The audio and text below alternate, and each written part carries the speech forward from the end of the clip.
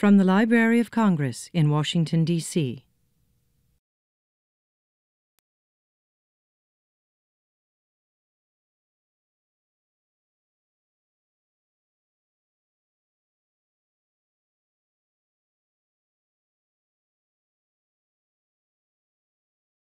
Welcome to the Library of Congress. I'm really very happy to see you all here for what promises to be a very exciting program.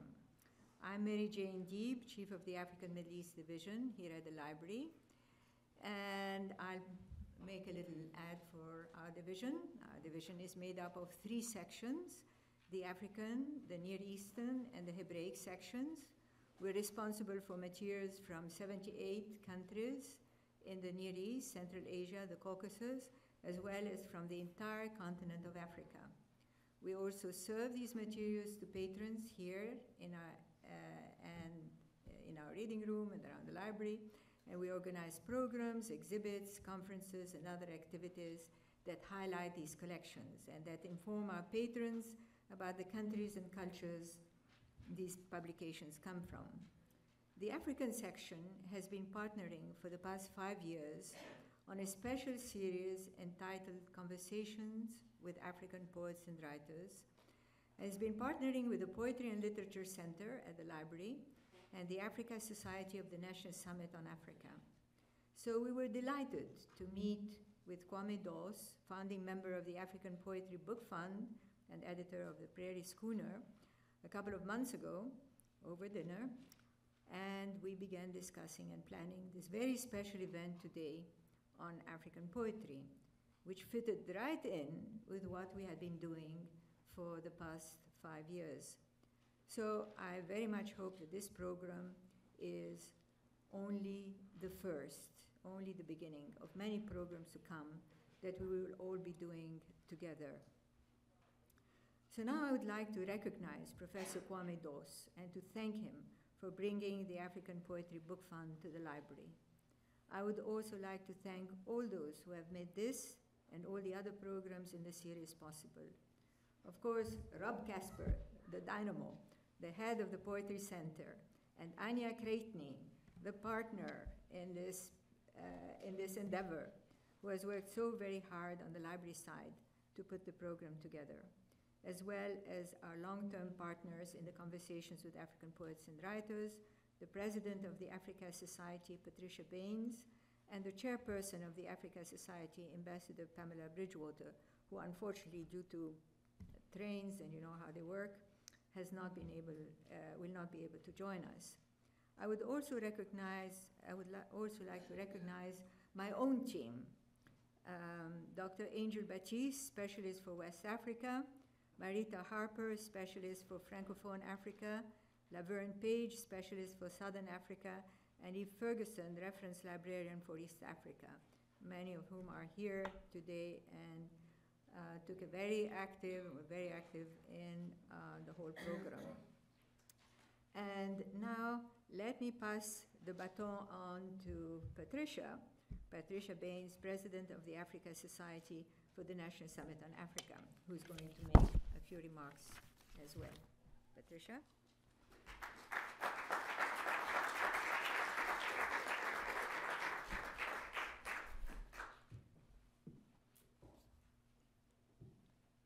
I guess it's good afternoon. Hi. A very warm welcome to all of you, and especially to our poets and writers. The Africa Society is a nonprofit organization that works to educate, inform, and advocate on behalf of Africa in order to create understanding and to promote meaningful engagement with Africa that will encourage partnerships on culture and education and technology and commerce. This is why we are very supportive of global education. With increasing advancements in technology that continue to bring people closer to us, we are appreciative to you, our writers and our poets, for your literary contributions that communicate and continue to interpret the world for generations to come.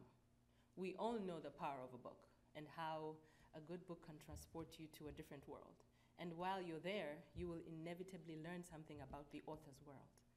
And to us, that is why African literary work is essential in our efforts to educate about African continents. Because when I was growing up, all I knew about the West was what I read in a book. And so now we have the same opportunity as writers and poets to communicate our world to the rest of the world. We will, at some point, here today, have some students who are on their way. And they are extraordinary educator who is our partner on one of our other flagship programs, Teach Africa. They are from the School Without Walls. They are very excited to be here today, so when they're speaking to you, you'll understand why they're very animated. They are all, as I understand it, aspiring writers. So enjoy the program, and it's good to meet all of you. Thank you.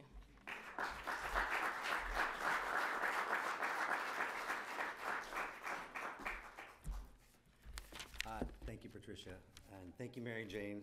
It's been wonderful to work with the African Society and the African and Middle Eastern Division to make this program and this series possible. I'm Rob Casper. I'm the head of the Poetry and Literature Center here at the Library of Congress. Just a couple of things. Let me just ask you to turn off your cell phones and any other electronic devices that you have that might interfere with this event. Second, please note this program is being recorded for future webcast, and by participating, you give us permission for future use of this recording. So if you look at the program that should be on your chair, you'll see the list of the great poets who are participating. I'm not going to go in and do much in terms of introduction of the panelists or the readers. What I do want to say is, as much as I try to be a dynamo in this world, I could never match the wonder of Kwame Dawes. Kwame Dawes, for those of you who've ever had the chance to meet with him, and especially for those of you who had the chance to talk to him about what he's doing on behalf of the African Poetry Book Fund, know that the kind of ambition he embodies is the kind of ambition that can change the world. And I feel like he should be up here instead of me introducing his family, which are the other editorial board members who will be participating in this moderated discussion. We've also asked him to come up after the moderated discussion section to introduce all the poets. All I can say is thank God for Kwame Dawes, and please welcome him.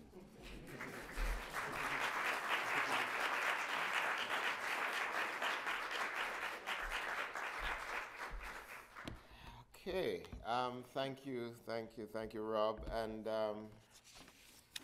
it's good to be back here. This is a fantastic space. It's a fantastic, first of all, it's just a beautiful room, right? But secondly, you know, I came to the Library of Congress for the first time in 1986, and I remember writing in my journal, there is so much information and knowledge here. And I quickly discovered that things that I'd been looking for in the Jamaican archives that I couldn't find, I was finding here. And I just thought, with so much information and knowledge here, if we pay attention to it, we really shouldn't mess up too much in the future, right? And so for us to be here and for us to be able to celebrate African poetry in this space, I think it's fantastic. And our hope is that it is the beginning of a really continued relationship, that there's been some great work done before. If you just go online and see some of the writers who have come through here, it's fantastic. But also to create interesting conversations and to piggyback on other conversations with other centers and so on and so forth around the world, especially in Africa. So that's the exciting thing. And I'm really, really grateful to all involved, you know, for Rob and Mary Jane Beebe, and you know, it's been a fantastic thing. So I'm just going to say a few quick words about the panelists who'll be here, and really to say that for me, people ask me, Kwame, how are you? And I say, man, I'm good, man. And they'll say, well, why? And I say, I am involved in working with some of the most amazing people that I've ever sort of worked together as a group. And that's the team that is responsible for the African Poetry Book Fund. It's the editorial team. And here are the characteristics of that team. They are all brilliant. like no joke, like really exceptionally brilliant and bright. They volunteer like their time at a time when they shouldn't, but they do. They volunteer their time. And then they are the most proactive people who are really about community.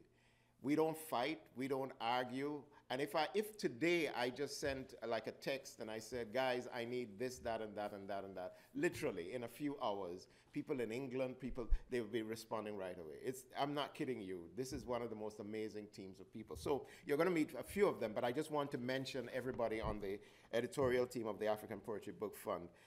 We've just added 2 people to our group, one of whom you'll meet. One is Philippa Yad de Villiers, who is based in South Africa, and she just joined the team this fall.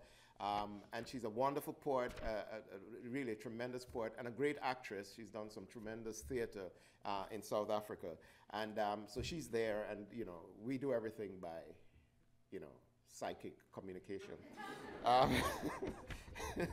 The other person who is not here is John Keane. John Keane is an African-American poet and thinker and just brilliant all-around guy, and a translator of no joke about that. He's a serious and gifted translator and one of the most generous people in the world. Bernadine Evaristo is a powerhouse in England. She's literally on her own sort of energy transformed the position of Black writers and Black writing in Britain at so many levels, and she's on that team as well. And then Habiba Badaroun, who is from South Africa, a wonderful poet, just all-around fantastic person, and so she's on the team. So the 3 people that you'll meet today, first of all, Chris Ambani, and typically one need not sort of introduce Chris Ambani, but out of politeness, I will. Chris. First of all, Chris has been like the co-partner in the beginnings of this discussion. And Chris, we tease Chris and say he's the most generous man in the universe. We're teasing him kind of, but he kind of has that, like it's in him. That's just a part of him. But above all, Chris is a brilliant poet. And he writes novels and people think it's great, but he's really like a far better poet than he is he is a novelist. And if you haven't read his book Scientificum, you should, because it will transform you and make you think about poetry in different ways. Chris originally from Nigeria, and Chris lives and works here in the States. Also coming on stage is Araceli Gourmet, and Araceli just joined the team recently.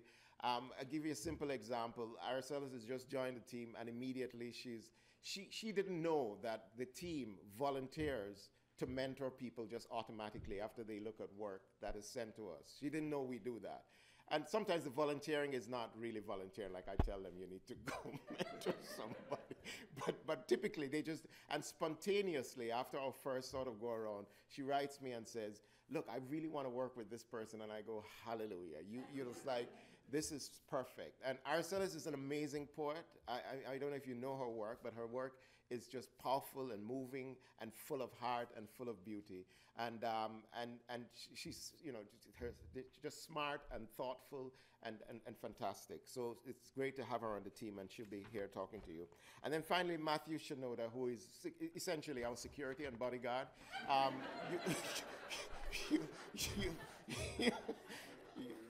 He doesn't smile a lot, that kind of thing. Matthew is somebody I trust implicitly and explicitly. I've known Matthew for many years. Matthew is a beautiful poet, great thinker, and always thinking ahead for what we can do and so on. The funny thing is Matthew probably looks like a 50-year-old, but he's really 26. But he has twins, so that explains the problem. But these are fantastic people, and you'll get to know them, and you'll get to see the spirit of what we're doing and the excitement of it. So I welcome them to come on stage, and the discussion will take place, all right? So Chris Ambani, Matthew Shinoda, and Araceli from there.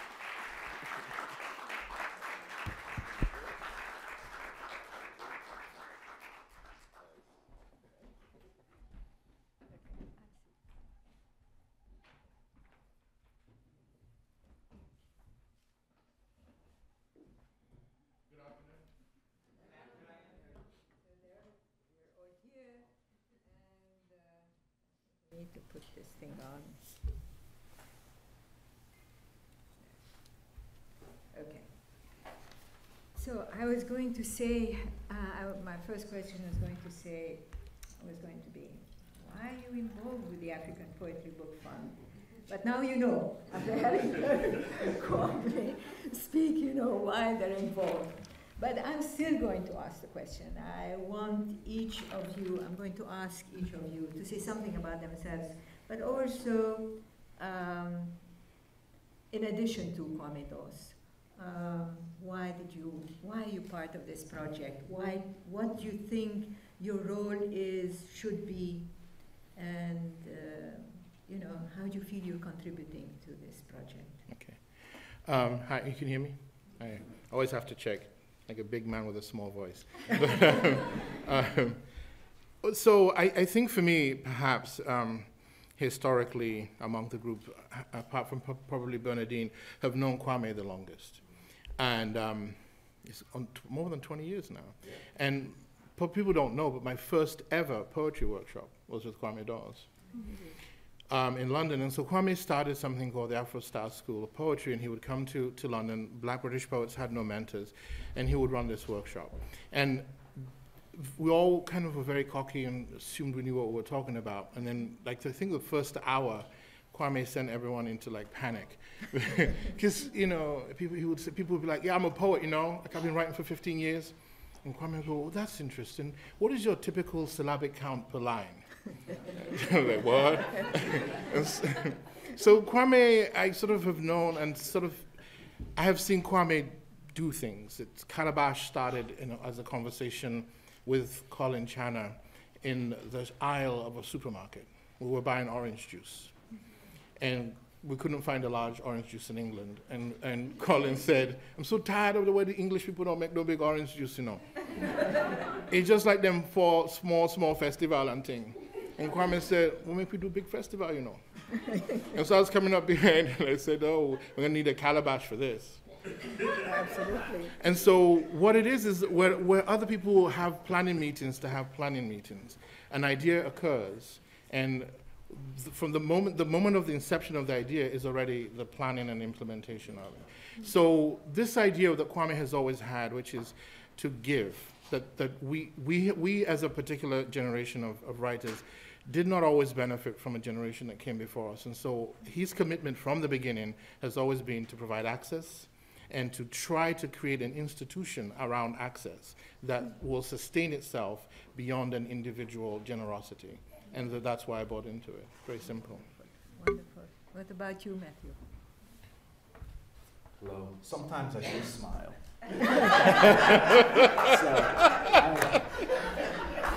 I think quite similarly to Chris. For me, I think it has been, I've always been someone who's believed very deeply in institution building and in creating something outside of oneself. And I think having met Kwame some years ago and seeing what he does, when he first approached me with this idea, I knew that this would actually happen, right? So that was the other thing, that the investment of this energy was going to go somewhere, and that we would be able to create something that we hope will live beyond us, which I think is something I was always raised with. I was always raised with this idea that you can't just do what you do, right? That you have to take an active role in building community in some way. And I think for many of us, as writers in this country who come, you know, from various places and live in this kind of diasporic space, we've not had that. We have not had this space. And so I love the kind of audacity of the idea of making a space where we could fit into, a space that would actually hold us, a space that would be a foundation for the future of who we are and what we do.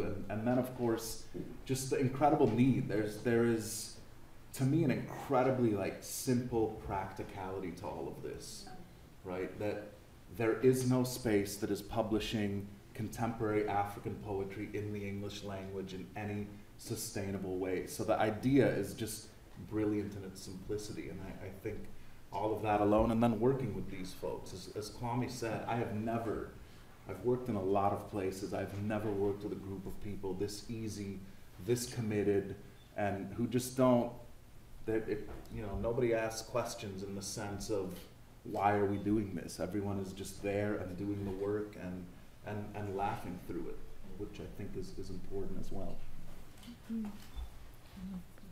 Thank you. Can you hear me? I mean, as Kwame said, I've just joined the editorial board and was thrilled to have been asked and to have gone through the first cycle. But before I joined the board, I remember getting my first box, the little chapbook box, and just being so excited and laying them all out and thinking, which am I going to read first? And lamenting, but it was a short-lived lament. Lamenting the fact that I hadn't grown with these voices. And then realizing, as somebody who believes that time is strange and complicated, that these are voices that are raising me and stretching my vision and my languages. And so I just feel immense gratitude to everyone who has anything to do with the Poetry Book Fund, and out of love and greed, maybe, to listen as much as I can, and to be a part, you know, no question. That's why. Oh, that's wonderful. So, yeah. So I'm going to read out the mission of the African Poetry Book Fund. It has a very broad mission. It promotes and advances the development and publication of the poetic arts of Africa through its book series, contests, workshops, and seminars, and through its collaborations with publishers, festivals, booking agents, colleges, universities, conferences, and all other entities that share an interest in the poetic arts of Africa. Being the head of a small division of 20 people, I think that this is an enormous task.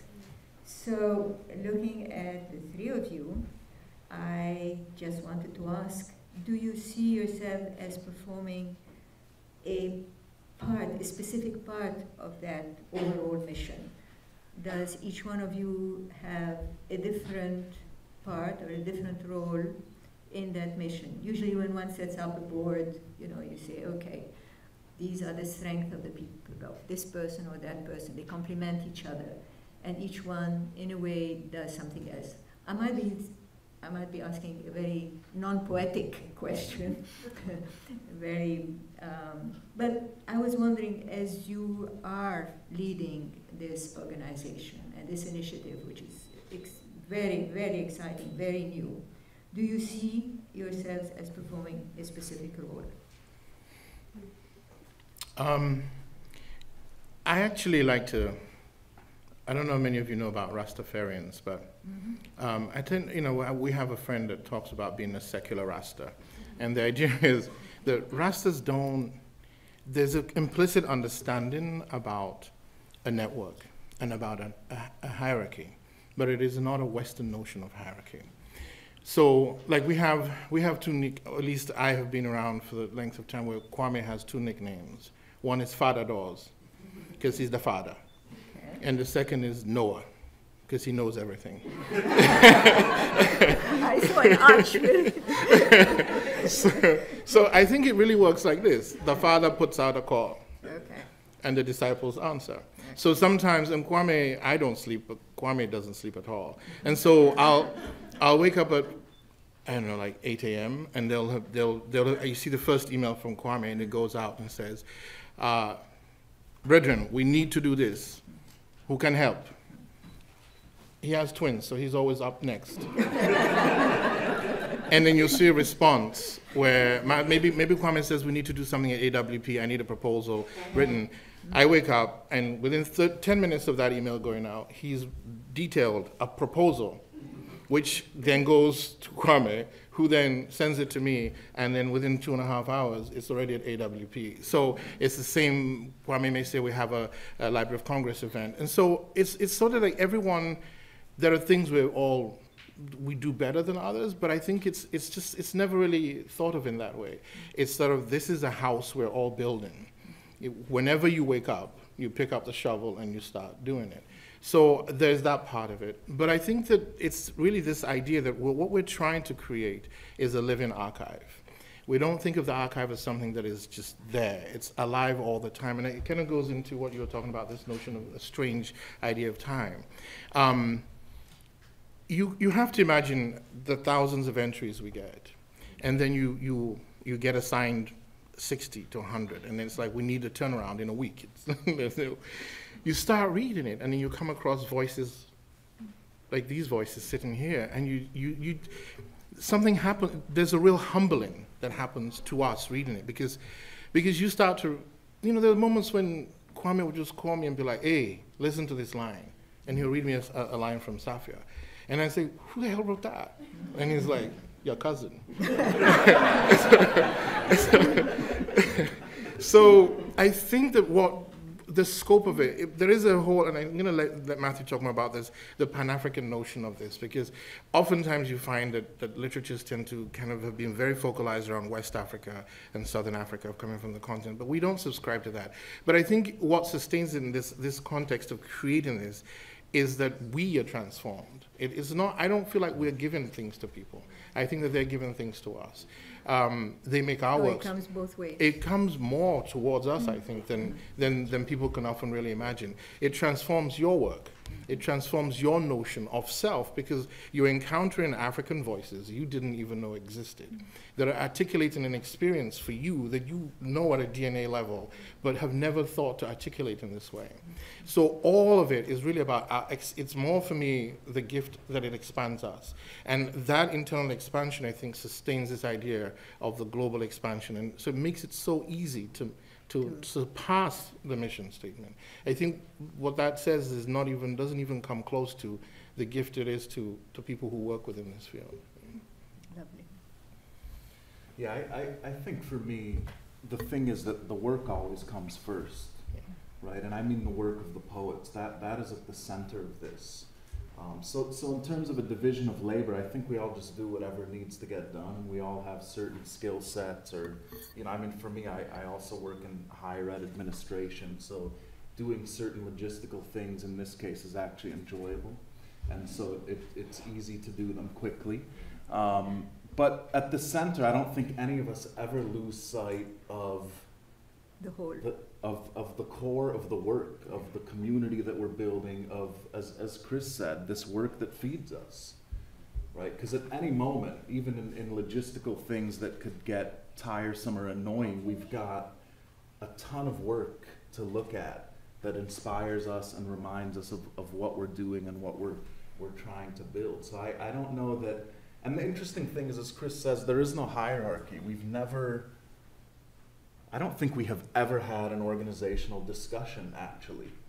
I don't think we've ever said, here are the things. We just kind of work.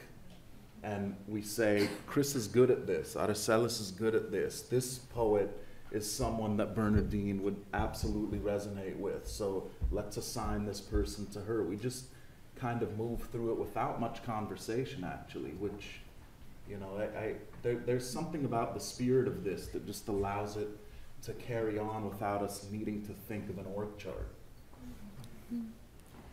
I don't know that, I just realized I have this one, but I want to share yours. I don't know if I have anything different to add, but I guess I'll say, something that I said earlier, I just feel like it's my work or job or commitment to try to listen as closely and as deeply as possible. And I mean, I'm looking at Tsitsi now, but I'm just thinking of just the idiosyncratic imagination and sound and the worlds, and to allow that to be a school, and to keep asking, what is it that I'm hearing? What are the projects that I'm seeing? How is this? To just go as a listener. I mean, going back to what Chris said about humility. This is not quite answering the question about hierarchy, but I feel like that's all I can that's what I know, or how I know to be here and to contribute, is to try to practice that. And so you all feel as if you can communicate. You can go to a university and say, we've got this fantastic project that we'd like you to look at. I mean, any of you would do that. Any of you would call up someone and say, we think we should be working with you on that. I'm looking at it in terms of how that works, in terms organizationally. I think all of us are competent at that. You know, I also occupy a very high position in academia, an institution. Fundraising is not a problem. Talking to donors is not a problem. I wear multiple hats. I can speak to anybody. I can be very English when I need to be. I can be I can be extremely Nigerian when I need to be. You know, I can guide people very quickly to their checkbooks when I need them to. So, and I have no. This is a thing too that I have. I cannot ask for things for myself, but I have no shame asking for things for other people. But I'm not even asking a thing for other people. I'm asking for the support of an institution, of a thing, of an entity that is almost alive, that is beyond individuals. It's really not about individuals at all. I'm not asking for money for Tsitsi's book or Mukoma's book. I'm asking for something that should exist already, and that I'm asking for it is already out of sync. So I have no difficulty. There is no hierarchy, but this is a thing. We trust Kwame implicitly.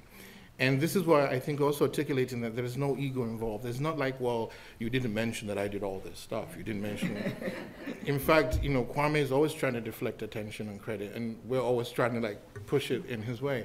But we entrust, so even yesterday we sat down, the three of us, Matthew, Kwame, and I, we were having a cup of coffee, and Kwame said to us, okay, gentlemen, so what's next? And I think we talked for like 20 minutes, and one of us was taking notes, and then we all kind of know now what's next, and it will start to evolve.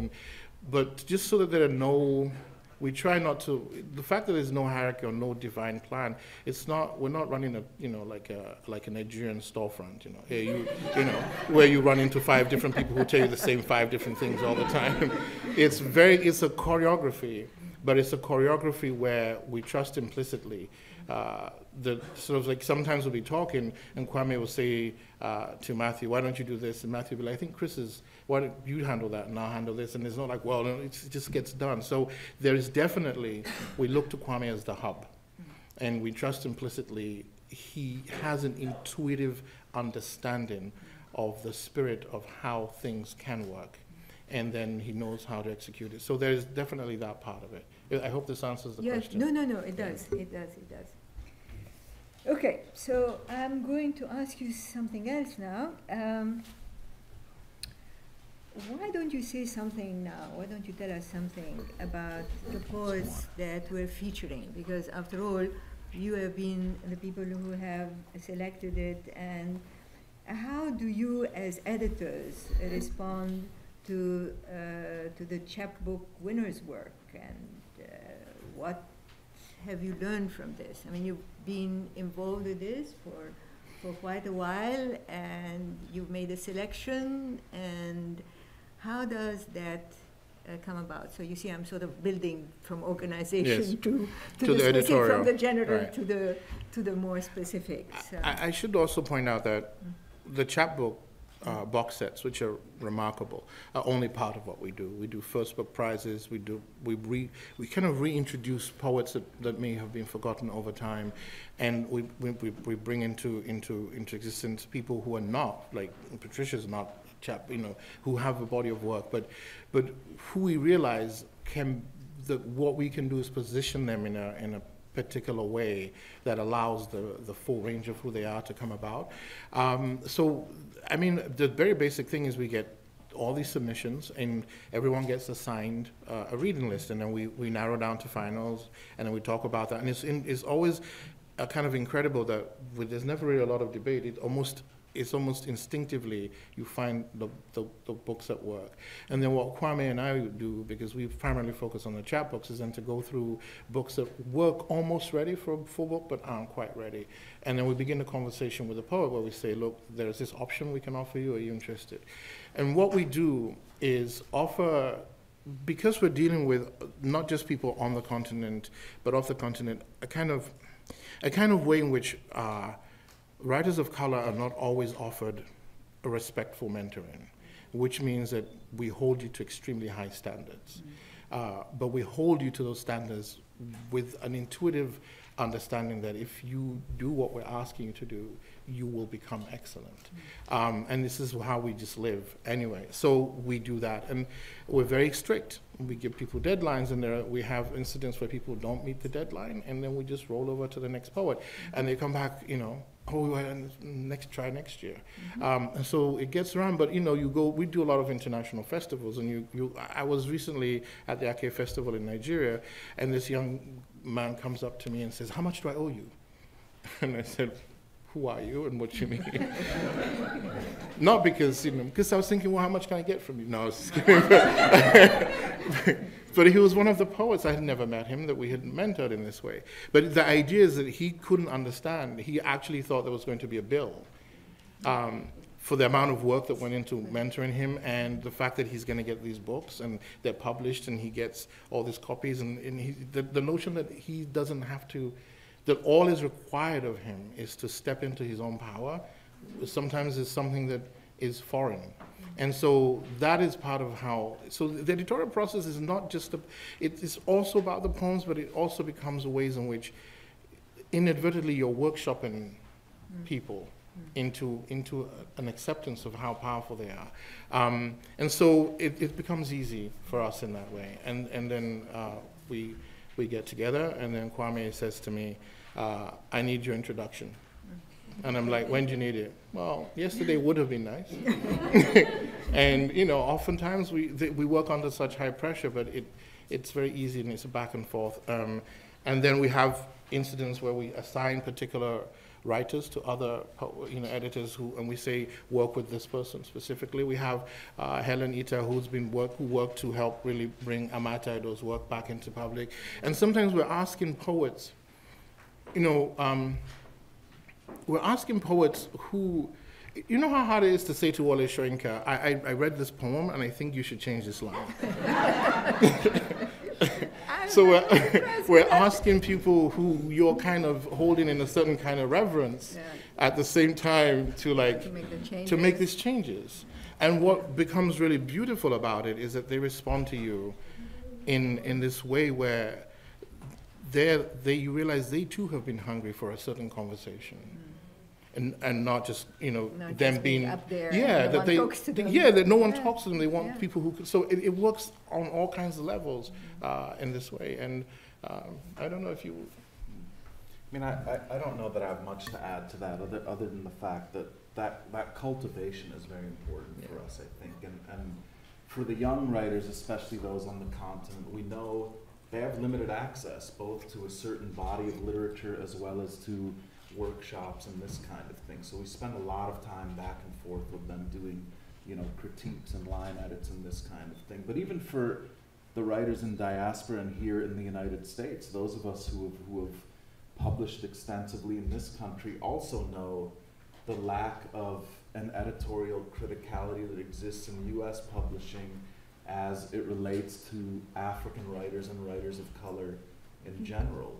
And so I think that has opened up for me some really beautiful conversations, right? You know, Bob Marley once said, if you know who you are, then you would know where you're coming from. Then you wouldn't have to ask me, who the hell do I think I am? And I think in a way that's almost a motto for the relationship that we have with people, because there is a kind of foundational sense of who we're working with and who they're working with as editors that we can immediately move the conversation to a new level and actually engage in the work, engage in the aesthetics, engage in the craft and what is happening. We don't have to ask these questions about, like, what does this word mean, or what's that, or where do you find this country on a map, or or any of this stuff where, frankly, and you know, look, I mean, when I published my first book, which was through a great publisher here in the United States, I remember clearly my, you know, white editor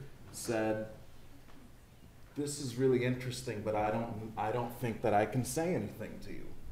And I said, "Well, you're an editor, isn't that your job?" And he said, "Yeah, but you know, it makes me nervous." I mean, he was very honest with me. He said, "You know, if I'm critiquing this, I don't know about the cultural this and that." And I just thought, all right, we're not gonna have a real conversation here, right? Because I can't, you know, there's too much behind that needs to get worked through. And so I think that, you know, one of the great things about our team too is that we're an incredibly diverse group of people. Right? We represent the diversity of the African continent and its diasporas.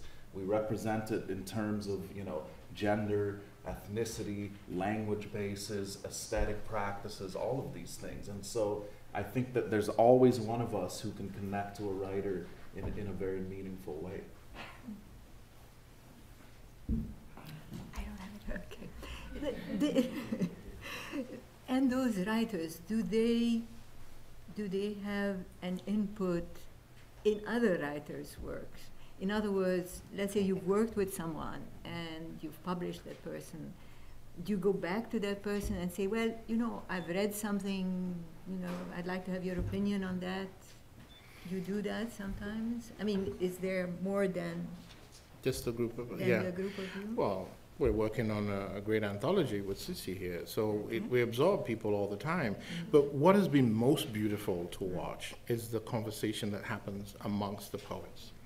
We had a reading last year, and to see Wasan Shire, Safia, and Ladan, a sort of an East African coalition of female poets, having a conversation on the street in Chicago is, you know, I just said, well, it's done. And how did you come about meeting them on the street in Chicago? Well, because we organized an event. Okay. But what I'm saying too is that you find that when you start, because we have almost 50 chapbooks in the world now. And Kwame and I had said that by the time we have 100 chapbooks floating around, that we will start to have been able to sort of think about what are the trends, what are the conversations. But 20 chapbooks in, you're reading the chapbook, and there is a poet in Nigeria referencing Ladan's poem in his poem. And you start to realize that the conversation, this is what I mean by it's a living archive. And we don't need that part of it too. You don't need to organize it. It happens naturally. You see conversations happening between Patricia's work, and you look at a line and you think, wow, that person must have been reading Patricia. Mukoma, so you notice that this is a living tradition in its own way. So, and that is what has been most beautiful about it, is that the poets are having these conversations directly or indirectly amongst themselves. And so that each book that comes out essentially changes the pattern of the next book that comes out. And the quality of the books that are coming out make people who haven't had access to being held to a certain accountable level within the aesthetics. Because these poems, we're not just saying, okay, we're going to publish some African poets because they're African. These poets stand I would say that they stand better than American. I put my money on this. You know, and so it sort of is affecting the quality of the entries. The qualities of the entries are getting higher and higher because there is a conversation happening that we're not in control of, and we don't want to be in control of in that way. And is it, again, I'm off the thing, but your conversation is so interesting that I want to continue. Is it something that those poets are bringing in terms of imagery, in terms of language, in terms of looking at a reality which everyone sees but they can express in a different way? What is it that stands out that immediately grabs you and says, okay, that's someone we want to publish? I mean, I'm so new, so I hesitate to say, but just as somebody who's been following from outside, I had a bit of anxiety thinking about how to talk today or be a contributor today, and say anything about African writing or poetry, because I have trouble saying anything about poetry, and I know that that's something that people, I've heard Kwame and Matthew and Chris talk, you know, about how difficult it can be to find any trends, or, but I'll say that as a reader, I'm struck by, it depends on each person's work, right? I'm struck by sound, I'm struck by image, I'm struck, but one of the things that keeps moving me and surprising me, especially with the new 3 books that came out, but it's with all of the books really, is what happens with place and with ancestry and lineage. And thinking of Amat Ata Aidu writing towards Bessie Head.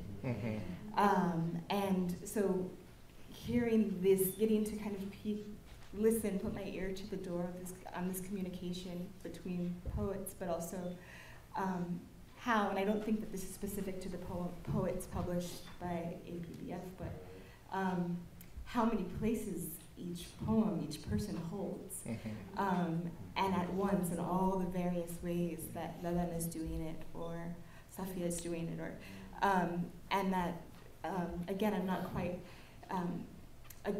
it's not particular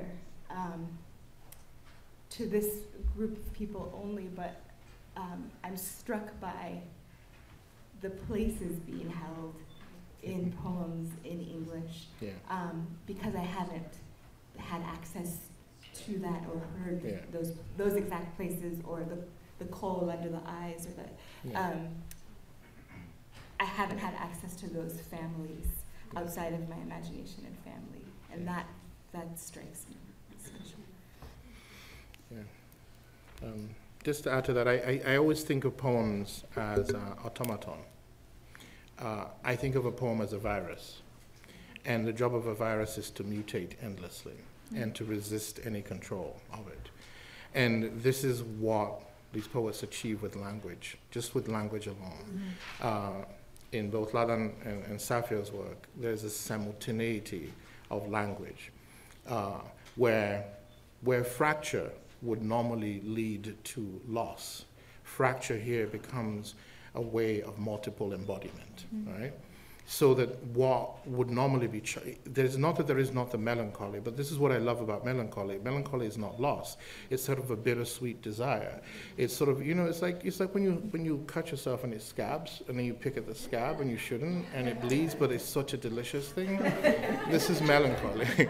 And so, and all of these poems, you know, the way in which Tsitsi's work embodies a thing that you would not think would make sense in poetry, the idea of a zebra clan that exists in Western English style poetry, but sustains not only sort of this idea of stripes, like the way in which a zebra's body is already multiplicities, right? But that these multiplicities aren't in the skin, they're actually on the skin. They're not, you know, zebras aren't colored on the hair, it's on the body. And can hold that, but then use that to talk about a simultaneity, about a patriarchal reduction, but also like a feminist resistance. It's the simultaneity of it all. And it's done linguistically with Arabic, with Shona, with English, with line ends, with line fractures, so that what you end up with are all of these beautiful cartographies that don't amount to loss. They actually amount to a tremendous hope. And that is what we look for, and we find it endlessly existing. Yeah, and I'm just going to add very briefly to that, because this is very exciting to me. I actually, one of the things that I find most incredible is the way that this newer generation of poets has embodied their complexity as a fundamental part of their humanity, and has kind of broken out of certain modernist traditions around the notions of identity and home and these things. And what this has done for me, in particular, I think about this as a professor of contemporary Anglophone poetry. This has fundamentally shifted poetry, period. Right? It has changed the way that we relate to language.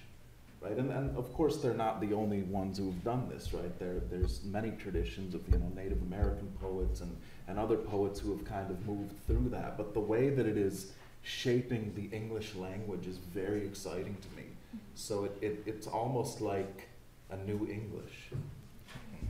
And that's the reason why I'd asked, because I had read something about French, the way French has been enriched by African literature, and someone was commenting, the imagery is different, the language is different, and it has added to the existing body of the French language and literature with new ways of looking at. So you actually are answering my question. So I asked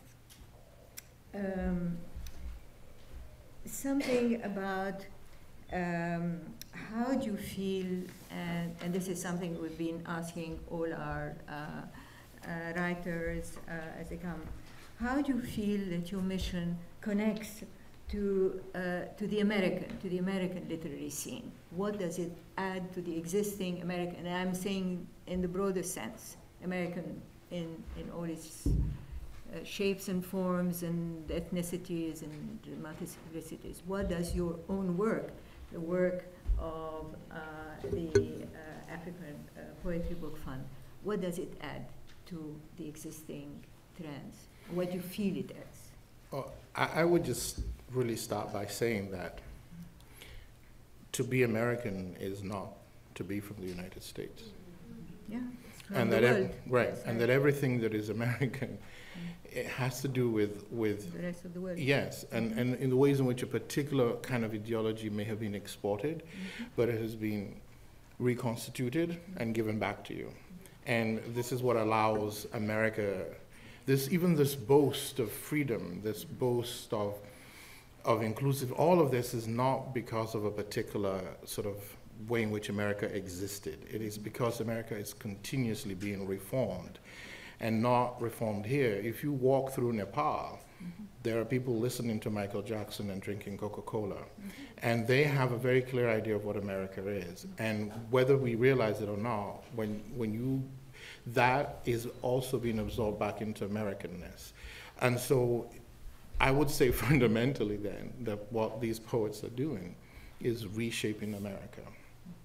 Now, there's also, and I just want to put this out there is no African identity without early Caribbean and African American movements towards self-articulation. All African independence movements are predicated on the work that was done by Marcus Garvey, that was done by Martin Luther King Jr., was done by writers like Ellison. Most of the Nigerian who were the First Republic studied in Howard, they studied in America. Early West African politicians came home and wrote books about how they would shape the modern African identity. This kind of modernist way of thinking exists. So what's fascinating is that even the concept of a modern African has been articulated and begun in absence of the continent. It is started by Africans who lived in America, right? So most of us are musically, all of high life has to do with blues musicians, African-American blues musicians arriving on the docks of Ghana in the 19th century and teaching licks to kids who then incorporated. So there's really no way to be a modern African without already being an American. There's no way to be an American without being an African. So we're not just articulating a blackness, we're also articulating a kind of African-Americanness, because that conversation has already been started for us. So we're starting to look at an idea of what it means to be a global black person, and to have equal access, even to things people say you don't own, and not in sentimental ways, but in this case, in fully embodied, beautiful ways. So those are just two things I would throw out there. Gosh, I mean, I'm returning to what Chris said about fracture, and not fracture into loss, but to something else. And what I keep hearing and thinking about is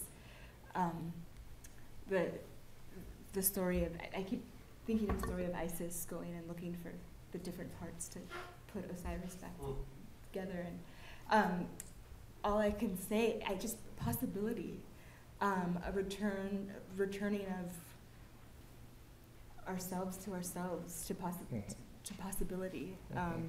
What might we do in language? How might we be in language? What is a page? What is I mean, I keep referring back to the 3 new books that just came out, and said to Safi, I can't, the January Trail is just so stunning to me, and also each page, I just think, oh, a page might be a C, a page might be what is a mark on a page? I just feel like the more we have access to each other's imaginations and places and ways of accessing our imaginative strategies, the more my person, my being on this earth is stretched open and returned to. My imagination is grown, and so I can't help but think, even though I tend not to think on a kind of national level, I can't help but think that this place is just continuing its long trajectory of being enriched by everywhere. But I can now point and have names. The shaping is not anonymous. It has never been, but now I have some names to attribute to that. Okay, thank you. And now for the last question, and then we move to the speakers. So I'm going to ask each of you, in a way, what do you hope to accomplish in the coming years? You've already all done so much and published and edited and created this fantastic movement, I would say. When you look in the coming years, what do you hope to accomplish? That's a big question. To take over the whole of contemporary literature. Dominate it once. Oh, why not? That's why he works security. I think that we're all committed to a sustainable, systemic structure, an institution building that allows for this work to carry on for many generations. And I think that will include a lot of things. I mean, we've talked quite a bit, and we're all connected to universities as well. So we've talked about the scholarship pieces of this and the importance of creating pathways for certain kinds of scholarship about this work to emerge. We've talked about the intersections, especially with much of this contemporary work with film, and the ways that we will need to kind of find spaces to embrace other medium as well, and of course the visual arts. I think that aspirationally we have very big ideas in what we'd like to see in the coming years, and I don't think that that's not APBF. I think that is the dream of this work going out into the world and doing its own thing, which we're already beginning to see, right? That the work itself will create new things. Yeah. So I think from my standpoint, that's what I hope. I hope that my children, if any of them were to become writers, and I hope not, because I'll have to retire. You have this whole group out there. Yeah. But I hope that they will have a structure to plug into, right? A community that sustains them and that mentors them at a different level than what we had. And it's not that I lament what we had, but I think that I hope to see that evolution. And I think, this is very interesting to me. I mean, it's scary in a lot of ways, not necessarily for us, but I think for this society in particular, right? I mean, what Chris and Aracelis were just talking about is also about the absolute, dissolve of certain borders and canonical structures, which is what this work is doing. It's actually erasing things to create brand new things that people don't yet know how to wrap their minds around. And I think, I'm excited to see what it does on its own. I think that it's a very organic thing that will grow certainly without any of us. Thank you. What about you? I love what you've said, and I also, I feel like I need to do some more listening to what it is already before I say. But I believe in what you said, that the momentum of it already, and just being excited to see what organically comes of that. Chris? So when people think about the terms of humanity that we bring to other people, what we do, and we do this through race, class, and gender, disability, body, we like to imagine that people have a different inner life than we do. That a person who works at McDonald's does not have as rich or even a richer inner life than we do. And therefore we think we cannot access them. But the truth about literature, and this is my hope always, that I became a writer because of James Baldwin, right? Because I read Another Country when I was 10 years old.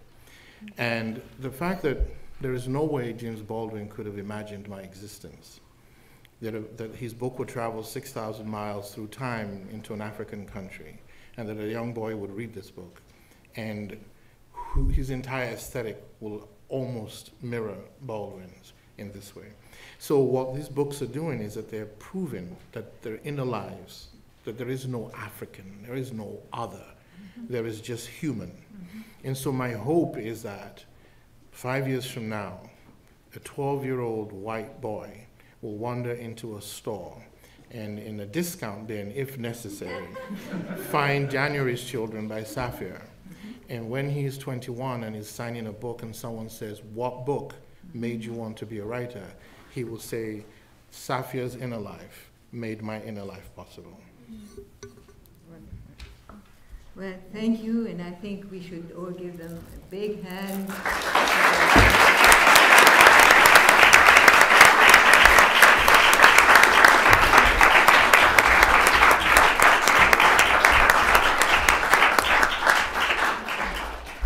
And now, Kwame Dawes will come and introduce our 10 speakers.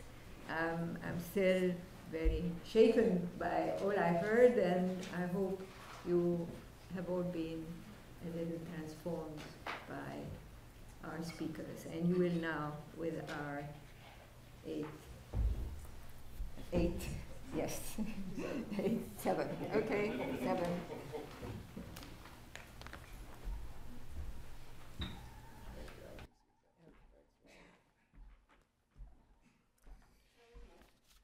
Okay, so we've got them counting 1, 2, 3, 4, 5, 6, 7 fantastic poets. Listen, I want us to use the balance of the time to just hear the poetry, because the truth is, that's kind of the proof of the pudding, isn't it? Yeah. And so you've got programs. Everybody's got programs. Yeah. So read read the details about them at your leisure. Yeah, you can do that. Yeah, and so what I'll do is I'll just name them. I'll give you their names in that kind of, ladies and gentlemen, and then they'll come one after the other to read in the order that I'll introduce them. All right. So Chekuba, Danladi, Safia, Ehilo, Tsitsi Jaji, Mokoma Wangugi, Lavan Osman, Hope Wabuke, Patricia Jabba Wellesley. They're going to all read, all right, one after the other, and you'll be moved, flabbergasted, astonished, and stunned. And I thank these guys for that fantastic conversation and discussion. And yes, we are taking over the world. Let's hear it for them.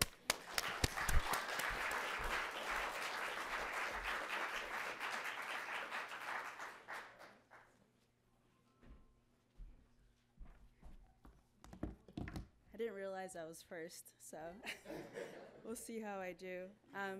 Yeah, can everyone hear me? Well, okay. All right, I'm gonna start with a poem called Salt Alum. You can touch me. I've been so good. I have been especially still. All this time, each of my palms made a bed for your untucking. Me, the meal, made from reused chicken grease, eased in always saying yes. Gender is cunning, the ruination unwitting, a stolen position. I have been bent over, the beast dug out of me, the jewels. Pleasure light pops the eyes, obsidian sticks in the throat. Even this body doesn't register. The knuckles fold towards Lake Michigan. The gut hardens. Oxalate builds in the kidneys. The tongue is a grateful peasant. For a beating, I can answer to a middle name.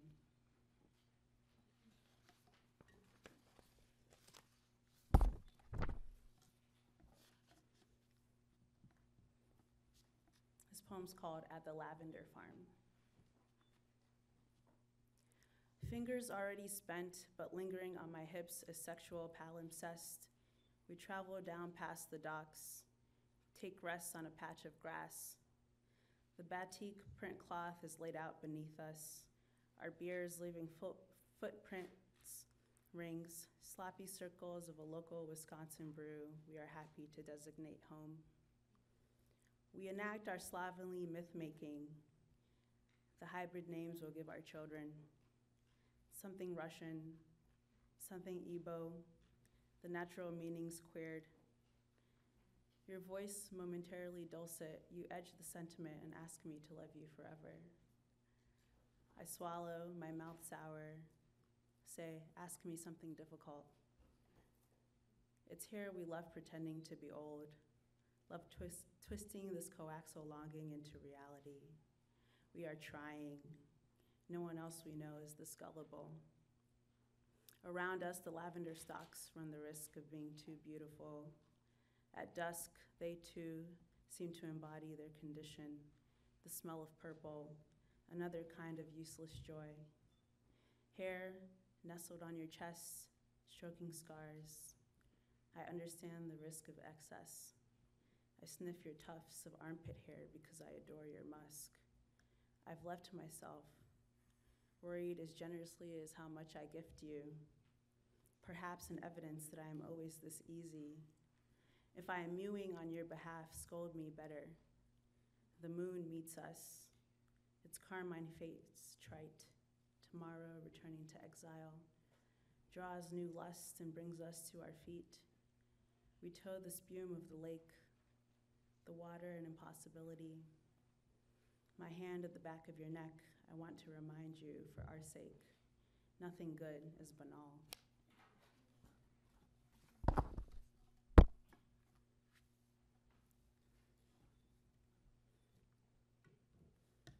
This poem's a little gross, so I hope you guys will bear with me. Not too bad. It's called Deerhead. Fall has unleashed its yellow, love a solace extenuated from its bearer.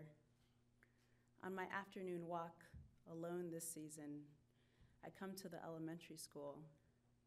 There in the butterfly garden, a deerhead rides on its carnal prolixity, flesh skimmed in some places, dark cutter ablated by November's hard sun, white bone exposed. I am drawn to its sickness, flies and all, the fetid odor leaning in to speak. My hand finds its muzzle, mandible exposed, the hanging offal where the carcass has been severed. Prone to uttering absolutes, I say nothing is more natural than this and remain undeterred. Your eyes still intact and expressive, I arrive honest with my desperation, my claim unsophisticated. Buck, I am the son you want. My own eyes thick as amulets, the hard edges of me cloven, all of these tensions bifurcated. With opportunity, I would not have left you in such uneasy rest, dead with the solitude of lesser creatures. As most progeny may attempt eventually, your decomposition is now a lesson for my grief, the distress of my medic souvenir of identification. We too flexing the fiction of temporality, our time that cannot be broken, this image of us. Around your antlers curl newly bloomed clematis, and I'm reminded that this month later it will snow. My head and yours will be blanketed, washed.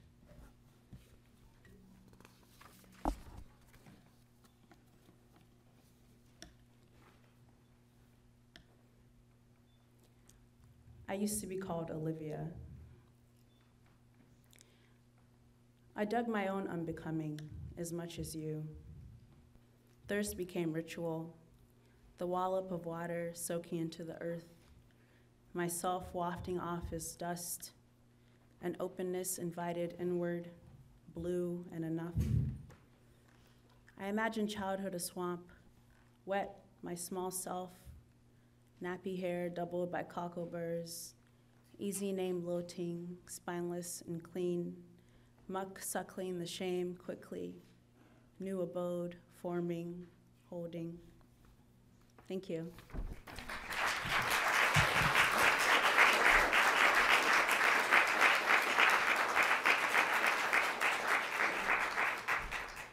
We're going to have a little change of order, and I wanted to say something about Patricia, who is amazing powerhouse poet, and she has to leave early, so she's going to read now. It is our honor that we could get to publish Patricia's work, and she has been a great champion, a fantastic champion, and she's the mother, like hardcore, like real deal, and I'm sure you're going to enjoy her. Patricia, thank you so much. Yeah.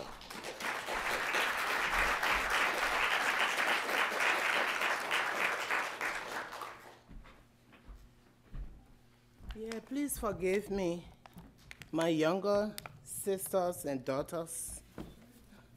I'm becoming the grandmother now. Yeah, and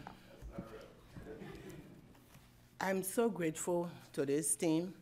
When I was coming up for tenure, my university decided the letter they sent me, they decided to quote some lines from the external reviewers, lines that put the university on, like arrested the university for, whatever they thought the treatment I was getting. But one of the things, one of the reviewers said, is what Kwame is doing right now.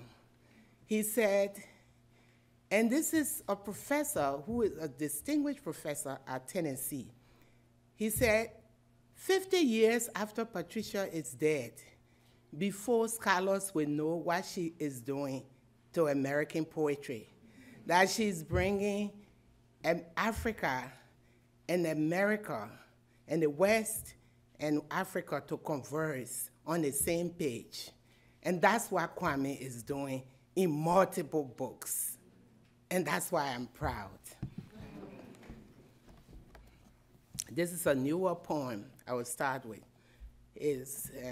I'm going to this other reading, the powerhouse reading of protests in the next hour is starting. This poem is entitled, Too Many Chickens Are Coming Home to Roost. Let us open the doors. Let us lift the shutters over the threshold of the doors. Let us remove the bars from the doorposts. Too many chickens are coming home to roost. And it is not the storm. It is not the August or September hurricane. It is not the storm that's driving home all the anger of heart, all the hate that like aged tar or broken pavement has lifted onto the roads. And now too many chickens are coming home to roost. Let us open the doors, not to let them in. Let us open the doors to let them out. Do not turn down your lights. Do not go to bed with your eyes closed. Do not let out your young sons. Do not wander into unknown places. Do not listen to the wind. Too many roosters have come home to drive us away from town. We who came running from the fires of our homelands are now being told to flee again. Too many roosters have come home to roost because hate is not a thing we can hold in a sift. It is not a thing we can place a finger upon to soothe away hurt. Hate is as hard as a burning stone, as hard as pain, as an open sore. Now I will read from. You know, the problem is if you follow a poet, you know, from town to town, you will end up being very bored.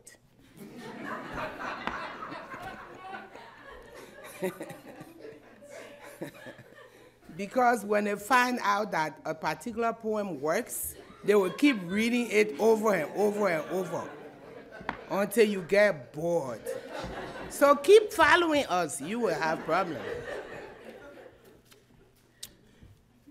When I was when I was growing up, I didn't know I was talkative. It was my stepmother who was, and she was a mean little witch. So everybody knew she was a mean witch, okay? So whenever she said, shut up, my name is, Marie, shut up, can you just shut up? You talking. I always said she hates me. And then I grew up and went to high school, and the bullies told me I was talkative. So here's a poem I wrote from my memory of my stepmother. When I was a girl, my stepmother used to say, shut up, Marie, shut up. A woman should be quiet. So I tried shutting up 1 minute, 2 minutes, 3, but then something inside my belly began to rise up like sourdough, rising slowly, rising, something tightening up like a big knot. The kind that ties up forest branches, as if something needed knotting up for the trees and the branches not to know movement, not to know air, not to know the freedom a bird knows. And my belly would say to me, my little tiny 14-year-old stubbornness, the kind that lets a stepchild know she has power. And before she knew it, sitting there next to my huge stepmother, her heaviness of heart and body, like the heaviness of slapping hands, I'd remember what my pa told me.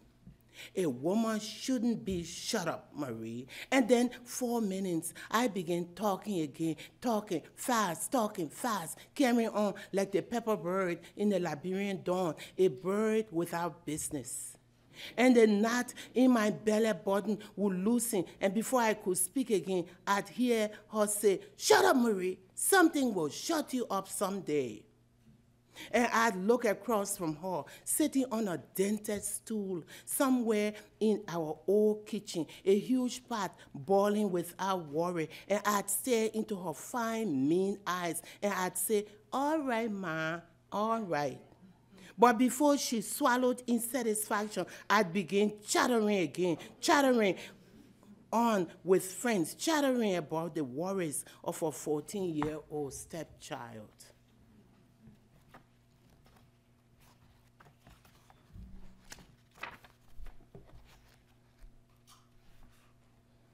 Okay, where's my poem? Oh, I thought I found my poem and now could send me some black clothes. Well, one of the cultures that we have in Africa is that when your father dies, you mourn for a year. You wear black. You wear black for 6 months, and then you wear second mourning for 6 months. And when your husband dies, you may mourn for, 2 years, you know. And when you take off the black, people will want to know why you're taking off the black.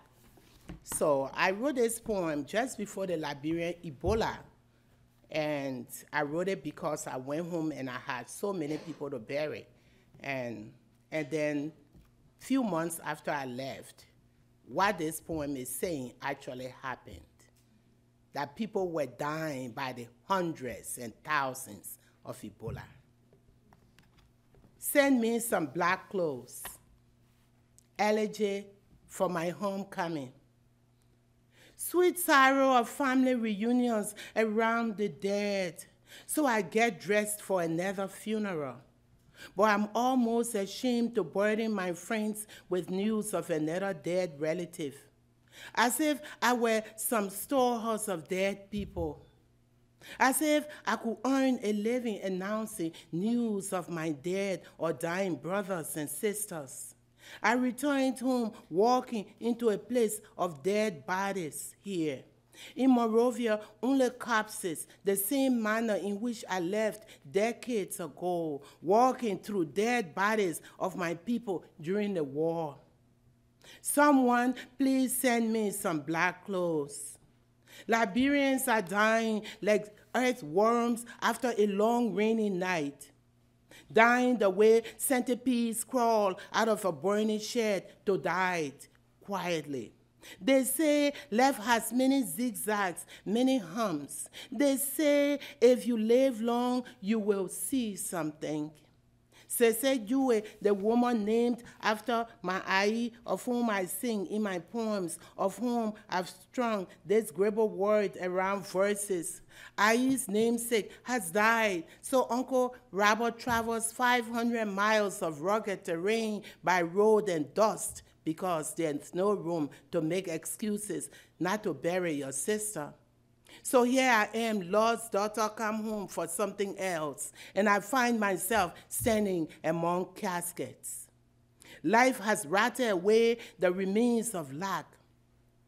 When a country decides to rise up, not from the ankles, but from the head, as those are the ankles die of lack. As if living in lack were a curse, I say, send me some second morning clothes so to spread along the footpaths so millipedes can crawl.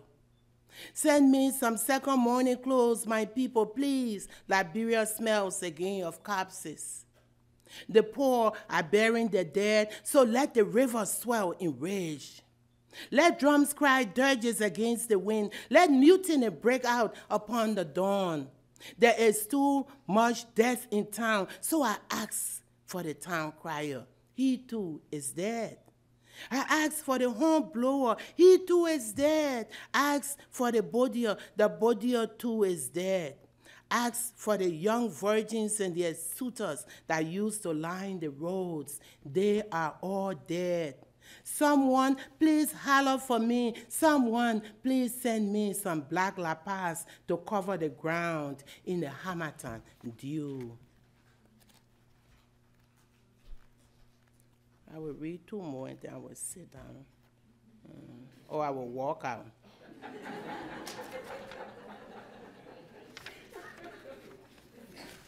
Then I will walk out.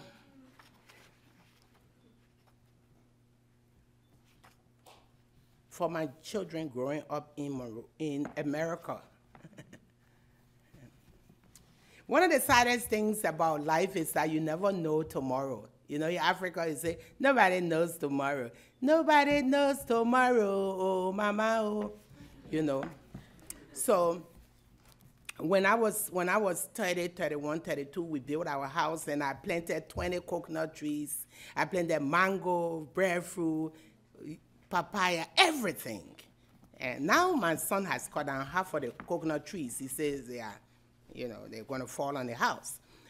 And my dream was that my kids would climb these trees. And then we fled a year after we built the house and planted the trees. For my children growing up in America, wishing you more than the sunshine, more than the trees, more than the hills rising, as if hills didn't only grow, but also talked and walked and had time for climbing hills themselves. Wishing you all more than you could ever wish to hold in your hands. Wishing life were a bed you could unmake and remake covers to roll under, lift off, or roll all over until sunrise.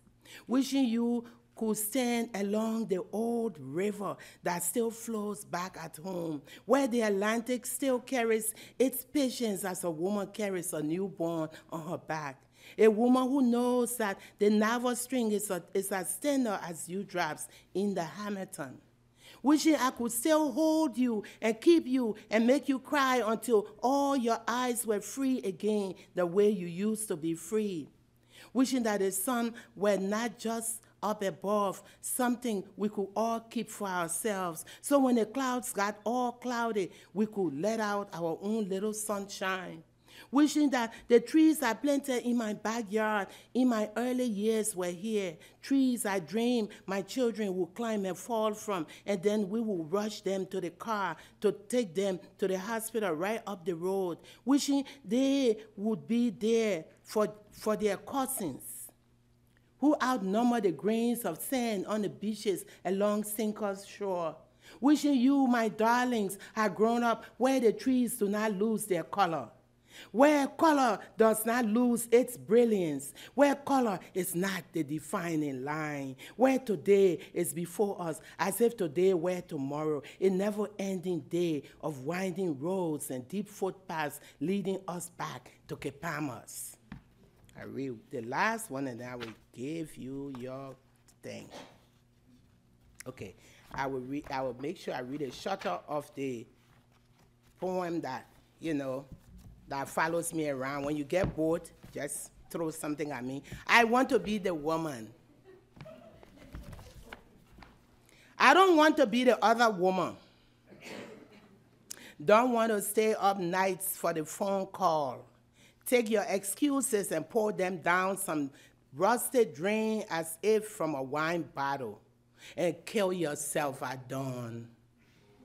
I want to stay the woman who stands there waiting so her husband's lies rest like dust on the windshield of an old car. I want to carry deep scars of brokenness all my life, like our mothers' mothers who did not learn how to kill that old African polygamy, but killed it anyway. I am the woman, the maker of the bed, the unused love keeper, the breeder of fine children, scarred only by broken dreams in the broken places where our foremothers found company with other women, and buried their babies' nervous strings with hopes that someday, something will happen. No, I am already the woman. Kade Hwe, her wife, the housekeeper. Kade, the owner of the afterbirth and the afterbirth pains. Kade Hwe, the holder of hot pots, the keeper of the homestead, the fireplace holder. The powerless, powerful African woman, after the old paths of lonely women betrothed too early to unknown, ugly men. No, I am not looking for love. This body is too old for lovers to hang out in my dreams or in my daydreaming. Don't lie to me. I am too beautiful for you. Don't fool yourself. I do not need love. I do not think my Ai knew love, and I used to hear her say that love could not make a farm. My Ai, whose bare feet grew thorns from walking back and forth from farm to farm homestead, from farm to town, from tilling the land like a husbandless wife, Ai, who entertained all the small wives of an already blind husband. My Ba, who was not too blind to sleep with multiple wives. But Ai had only one husband, despite the crowd of wives populating her marriage. Yes, I want to be the villain only to my husband. I want to ground my last years under a cold blanket to guard my woman part from your invasion. I want to greet my ancestors, our mothers, with this old piece of my brokenness. Yes, I am Kade Hwe, the mother of mothers. Thank you.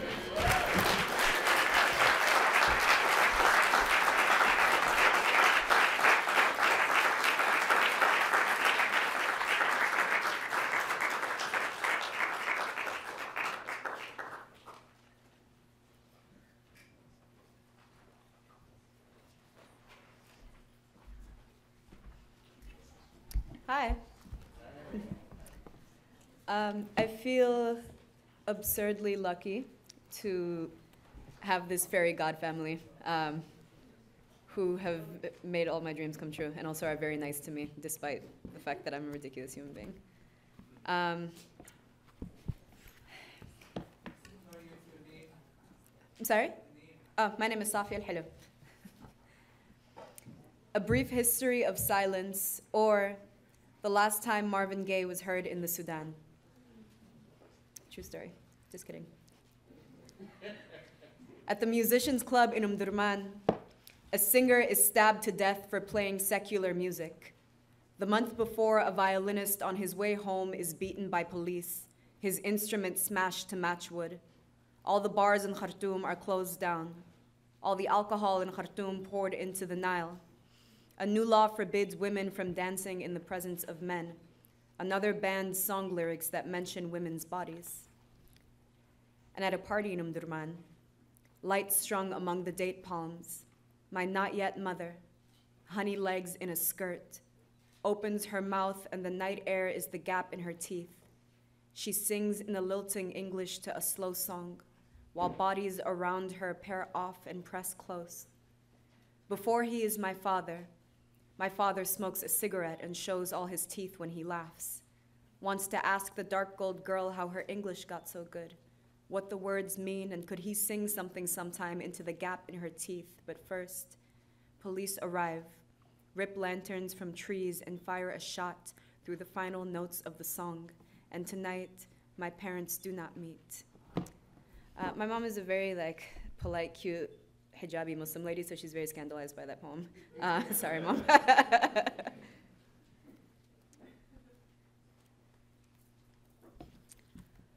Talking to boys about Abd al-Halim Hafiz at parties.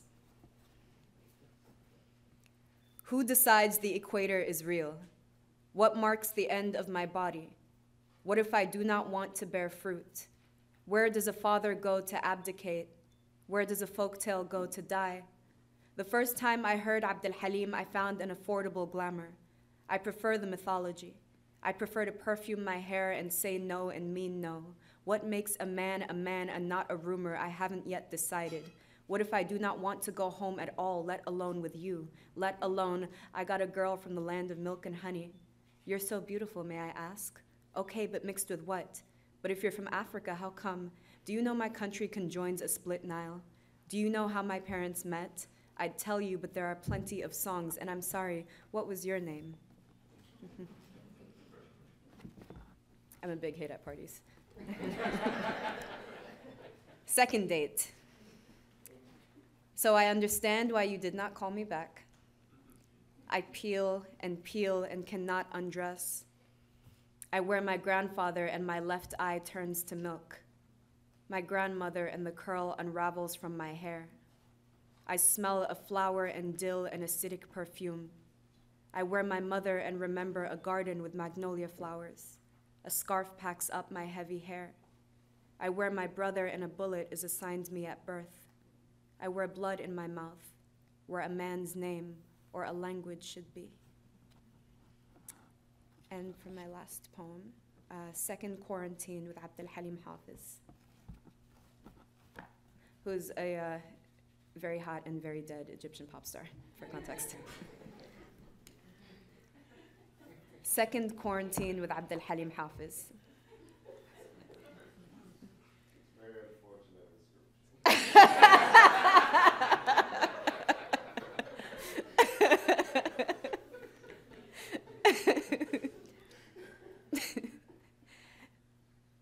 The lyrics do not translate.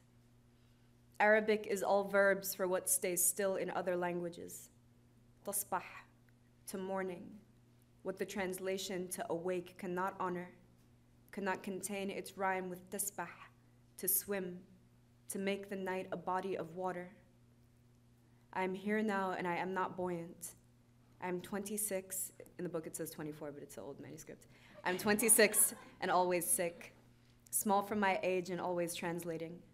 I cannot sleep through the night. No language has given me the rhyme between ocean and wound that I know to be true. Sometimes, when the doctors draw my blood, I feel the word at the edge of my tongue. Halim sings, aghraq, aghraq. I am drowning, I am drowning. The single word for all the water in his throat does not translate. Halim sings, teach me to kill the tear in its duct. Halim sings, I have no experience in love, nor have I a boat, and I know he cannot rest, cannot swim through the night. I am looking for a voice with a wound in it, a man who could only have died by a form of drowning. Let the song take its time. Let the ocean close back up. Thank you.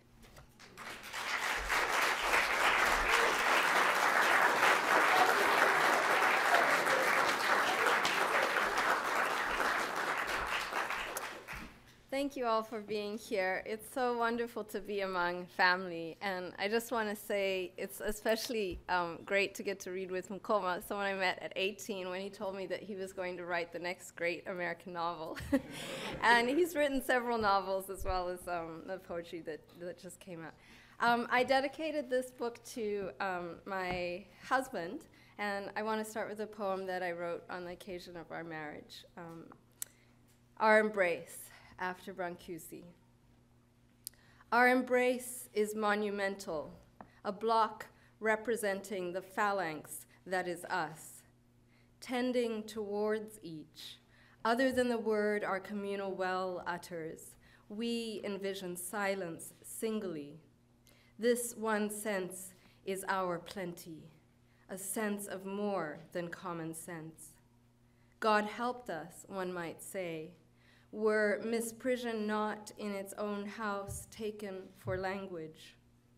Our tongue in common remains unknown to the greater world. We bound this region true to our word, braced for the impact of wind, dust, time, force, removal. Schooled hard, we hold fast, and this is the unrushed sense that speeds us into each other, where we intend to rest. It's true. It gives us pause. Metallicized, it presents us a ya with all we did not need to make in order to be here all along. Sandstone is not specified. Boulder overstates this plain monument to the two-in-one, now us. The other poems I'm going to read are from a series in praise of my ancestor Vanyemba, who's one of the founders of the Zebra clan. Virgines eius squalidae et ipsa oppressa amartudine. These are Latin Vulgate terms. I have no idea exactly what they mean, but I found them online. So anyways. Tete sits me down and tells me the story of our ancestors. She says it with a hard K. I squelch my sass and listen. Our ancestors were hunters of the zebra totem. There were 2 brothers and a very beautiful sister, as sweet as a sugar bean. So they called her Vanyemba. They came all the way from Mozambique to this place, tracking wild game. When the chief saw Vanyemba's beauty, he granted his brothers leave to hunt on his land. They set out to hunt early, leaving Vanyemba to tend the fire. She was very beautiful. The chief surprised her. She screamed, but her brothers were far, far. He was a heavy man, and as he thrust himself inside her, he found her penis. Our Vanyemba hanged her busted, bare body. When the chief saw it, he was afraid. He stripped off his regalia and fled, leaving the land to her brothers. That is the land they buried her in, and that is how we came to live in Chiota, the land of sweet potatoes. I'm sitting next to Tete, wondering if I will ever eat a sweet potato again. Benedictus fructus ventris tui. Groundnuts, field peas, black-eyed peas, split pea, cowpea, chickpea, kidney, pinto, red lentil, yellow lentil, nemo, navy, garbanzo, butterbean, lima bean, green bean, salt peanuts, sugar bean, honey, nyemba, vanyemba. Esurivi enim et dedistis mihi manducare. Come, let us eat, ngati ijge. Come, let us pray, ngati rumbidzei. Our grandmother, Vanyemba, we bless you. Makaita basa, Vanyemba, ambuya vedu. Grandmother, we sing your name in the fields and in the mountains. Ambuya tinorumbidza zita renyu muminda nemumakomo. You died for your land, but you were victorious. Praises, grandmother, high praise. Imi makafire nyika yenyu munorumbidzwa nemupururu ambuya. Give us this day plenty of sweet potatoes. Tipei mangwanani ano riota jacarasirera. Oh, how we rejoice to eat your sweet potatoes. Nemu pururu tinoda kujga mambaira yenyu. Oh, and how we love to eat your sugar beans. Tinopembera kujga matakananja wavanyemba. For we are your great-grandchildren, raised at your breast. Tisu tirivakuru zukuru, venyu vakayamwa mushishinwa wavanyemba. Yes, we come from the land of sweet potatoes. Hungu, kumusha kwedu ndekwachiota. Praise be sweet sugar bean. Mupururu kwa muri vanyemba. I want to thank my father who helped me correct some pretty terrible Shona. And the last one. Oculi tui columbarum absque eo quod intrinsecus latet. Oh, Daddy Rex, you horn-billed bronze, shake that mane, baby, flash that strobe-colored coat, dazzle us, old guinea eyes, all black and white and red all over. Let me hear you do that in Jen, you earth rambler, you. Kick up a storm, sweetheart, kick with your mouth. You, highway robbed of you, endless gift. Thank you.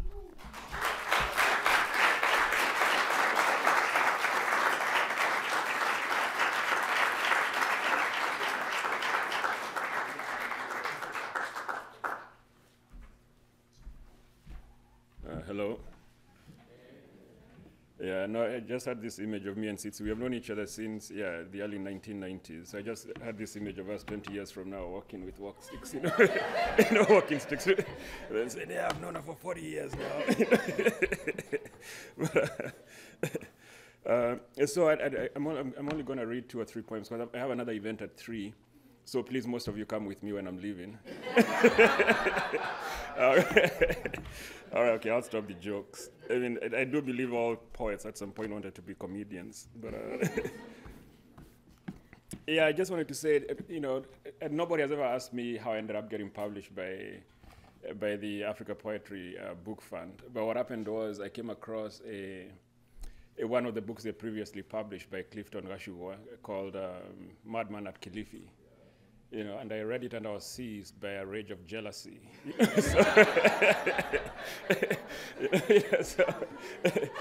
So I compiled my poems and sent them off. No, actually, I was consumed by because he's much younger than me. So it was more of feeling a certain embrace, from the African literary tradition, something along those lines, of feeling that poetry is safe, so I could send mine out to the world again. So the first poem I'll read is called Hunting Words with My Father, which is a poem I wrote for him for his 70th birthday. Instead of buying a present, it was cheaper to write. But anyway, Hunting Words with My Father. He's also a writer, so I've said this elsewhere, but yeah, yeah, he's also he's a somewhat known writer from Kenya. Hunting Words with My Father. One morning, I burst into my father's study and said, when I grow up, I too want to hunt. I want to hunt words and giraffes, pictures, buffaloes, and books. And he, holding a pen and a cup of tea, said, little father, to hunt words can be dangerous, but still, it is best to start early. He waved his blue pen, and his office turned into Nyandarua Forest. It was morning, the mist rising from the earth like breath, as rays from the sun fell hard on the ground like sharp nails. Little father, do you see him? My father asked. No, I said. Look again, the mist is a mirror. Do you see him? And I looked again, and there was a Maasai warrior tall as the trees, spear in hand. Shadow him. Feign him, feign his movements. Shadow him until his movements are your movements. Running my feet along the leaves, I walked where he was crouched. Running my feet along the leaves, I walked where he was, crouched like him, so close to the earth, feet sinking deeper into the earth as if in mud, turning and reading the wind and fading into the mist till I became one with the forest. For half a day we stayed like this. Tired and hungry, I was ready for home. But my father said, I did not say this was easy. You cannot hunt words on a full stomach. And just as soon as he spoke, there was a roar so loud and stomping so harsh that hot underground streams broke open like a dozen or so water pipes, sending hissing, steaming water high into the air. I turned to run, but the warrior stood his ground. As the roar and thunder came closer, his hair braided and full of red ochre turned into dreadlocks. Dreadlocks so long that they seemed like roots running from the earth. When the transfiguration was complete, before me stood a Mau Mau fighter, spear in one hand, homemade gun in the other, eyes so red that through the mist they looked like hot molten cinders, the long dreadlocks, a thousand thin snakes in the wind, the leaves and the grass and thorns running past him. You must help him. Don't just stand there, help him. My father implored, but just as soon as I closed my little hands into fists, the lion appeared high up in the air, body stretched the whole length, as the Mau Mau fighter pulled the spear like it was a long route from the earth. The lion mid-air tried to stop, recoiled its talons to offer peace, but it was too late, and he let out another roar as its chest crashed into the spear, breastplate giving way until the spear had edged its way into the heart. Dying then dead, it continued its terrible arc and landed. I waved, and the picture stood still. My father came to me and asked, why have you stopped the hunt? I said, but we killed it. I have what we came for. I pointed to where the Mau Mau warrior was pulling his spear from the carcass, but my father shook his head and said, you've done well, but look closely. How can you carry all that in a word? How can we carry that home? It's too heavy. I laughed and said, Father, you'll help me. But he pointed to the ground, to a steady flow of a bright, thin red river furiously winding down the grooves of the spear to the earth. I too pointed, unable to speak, the beauty larger than my imagination. I was confused. I had no words. Come, let us go home, little father. When you're of age, you shall find the words, he said. But always be careful. To hunt a word is to hunt a life.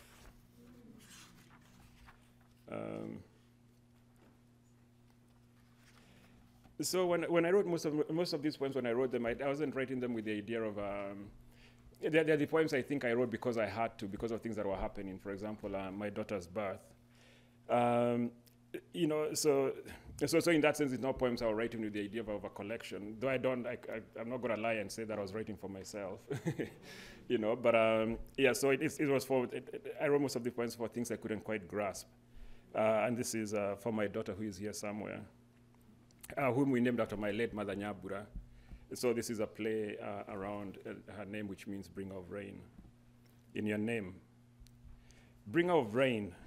I know someday I will learn to call you by the name your mother and I gave you. But for now, the myriad of little names will do. Gashosho, Kamei, Karei, Nyamtu, Entu, all names that amuse us now, so often as they will not you. Kamei, Kashita, or Karei, Kaita, you'll abandon. Let's face it, even hate me for having them in a poem. But Kamami, little mother, you'll not abandon. Yes, it will first tie you down, tongue-tie your teachers and friends, but one day, your name, Nyambura, will free you, and that which was once like a prison will be a warm embrace, and that past from which you come from will be an anchor and not a chain. Each syllable, a reminder and an echo. Let me read my last poem, because, even though I wrote the poems before the age of Trump, I just have to say something about Trump, And I had this joke that I was thinking about, like, if you really want to hide the nuclear codes from Trump, put them in a library. Well,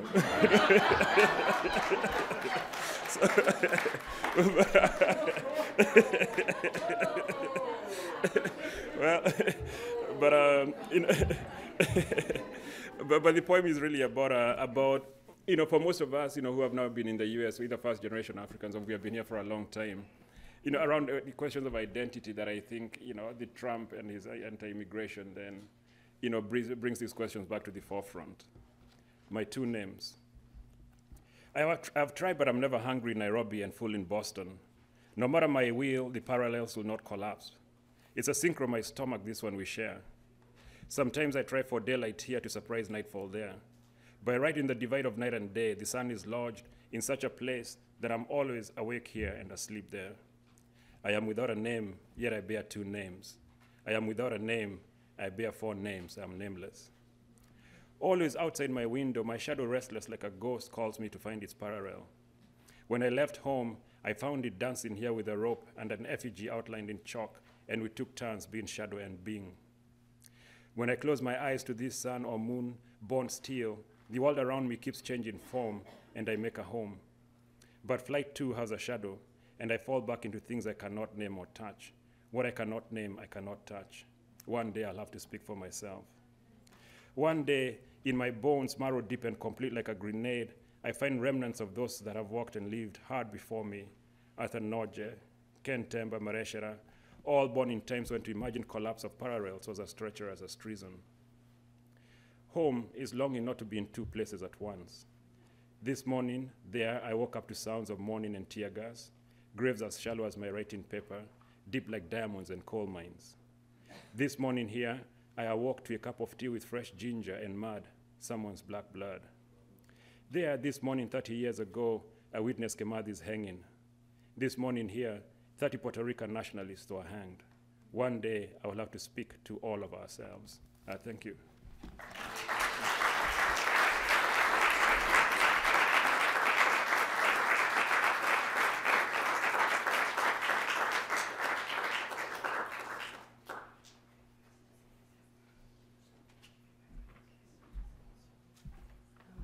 Good afternoon. It's always an honor to read with the Book Fund. Thank you so much for the work that you do, the editors, writers there, the partnership with Prairie Schooner. So I wanted to chill a little bit, but I could not be so close to the Supreme Court and not read this newer poem, which is written for Mohammed Al-Garani, who was a juvenile Guantanamo detainee from Chad. When asked what it was that he wanted, he said an apology. And because there's a sense that he's categorized as a non-person for this form of detainment and torture to work, it doesn't appear that that apology is forthcoming.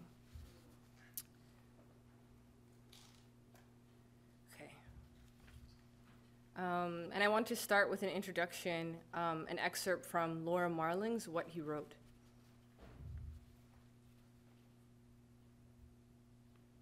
Forgive me, Hera, I cannot stay. He cut out my tongue, there is nothing to save. Love me, O Lord, he threw me away. He laughed at my sins, in his arms I must stay. He wrote, I'm broke, please send for me.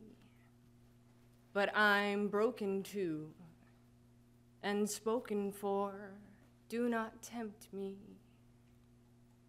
Her skin is white, and I'm light as the sun, so holy light shines on the things you have done. The title of this poem comes from something a female interrogator said to Muhammad. Think of me as your mother. It's the Ides of March and I have too much longing. Lions and gales replace speech. My mind breaks in a stone courtyard. It echoes as if played from turrets. They admit me. They put my clothes in a bin and search my skin for marks, cuts, and bruises, verify my eyes, hair, toes, and knuckles are black. They remove the string from my hoodie so I won't make a noose of it. I'm too tired to laugh about that. They offer me rice.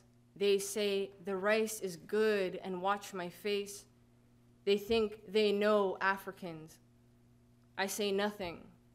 They give me medicine, 2 kinds. I get free and yell, I'm black.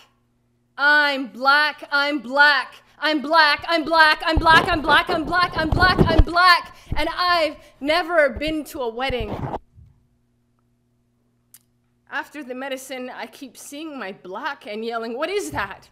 What is that? What is that? What is that? They don't answer. A woman tells me to move it. She's pretending a toy keyboard is a lie detector. I bumped her hands, and now she has to start all over. After the medicine, I can see my black, and it can't stop talking. It says, I'm not a demon, I'm a ghost. They're doing the wrong rituals on me. They took inventory of my keds, my dickies, but I'm still found without shoes or sheets. My chin stays bruised, and a sore in my mouth makes me remember my wisdom tooth surgery when I was 17, and I had my first Muslim doctor, and he made a mistake and gashed my cheek, and to keep from crying, he bid me to stop crying, even though I wasn't.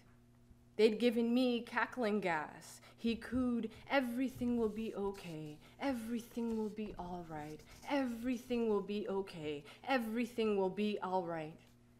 I screech, I love myself! In my best Kendrick voice, spin like my feet are arabesque, they shoot me. After that medicine, I stop rapping on tabletops and go to my bed. The mattress receives me. I think of dark hair on a soft belly. The blanket hugs me. I think of my baby sister sleeping on my mother's back. I stay in my bed all day and miss all my prayers because the bed says yes and yes. I want it to say no, so it's yes and yes is real. Can you rape a bed, sleeping stubborn in it, even if its springs tell you to get out? Tell my mother to bring me some grease and my pick and to hide my hot hair curler in her skirt. I already know my hair better be laid when I lie in this therapist's face and tell her I just got confused. They release me with 3 brown paper bags.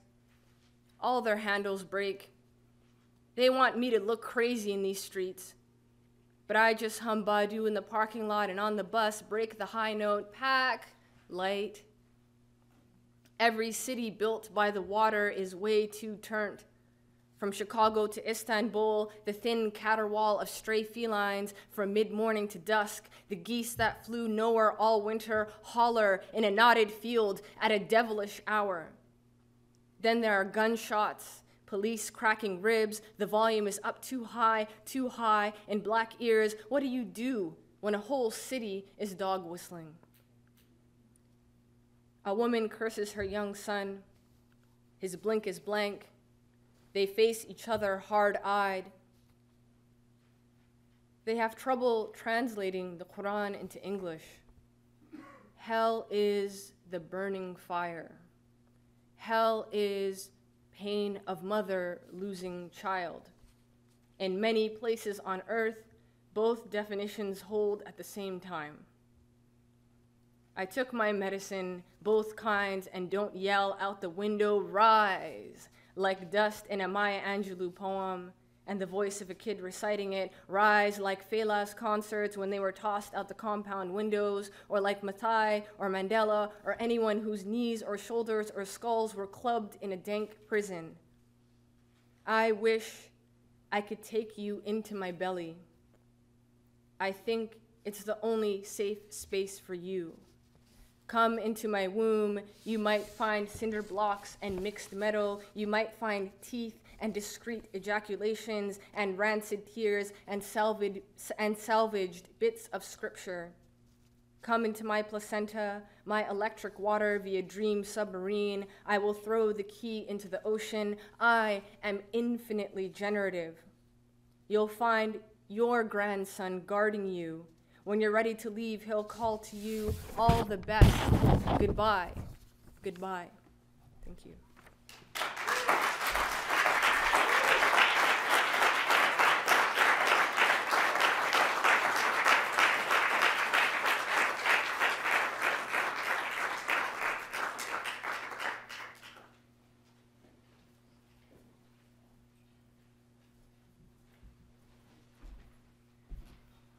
Wow.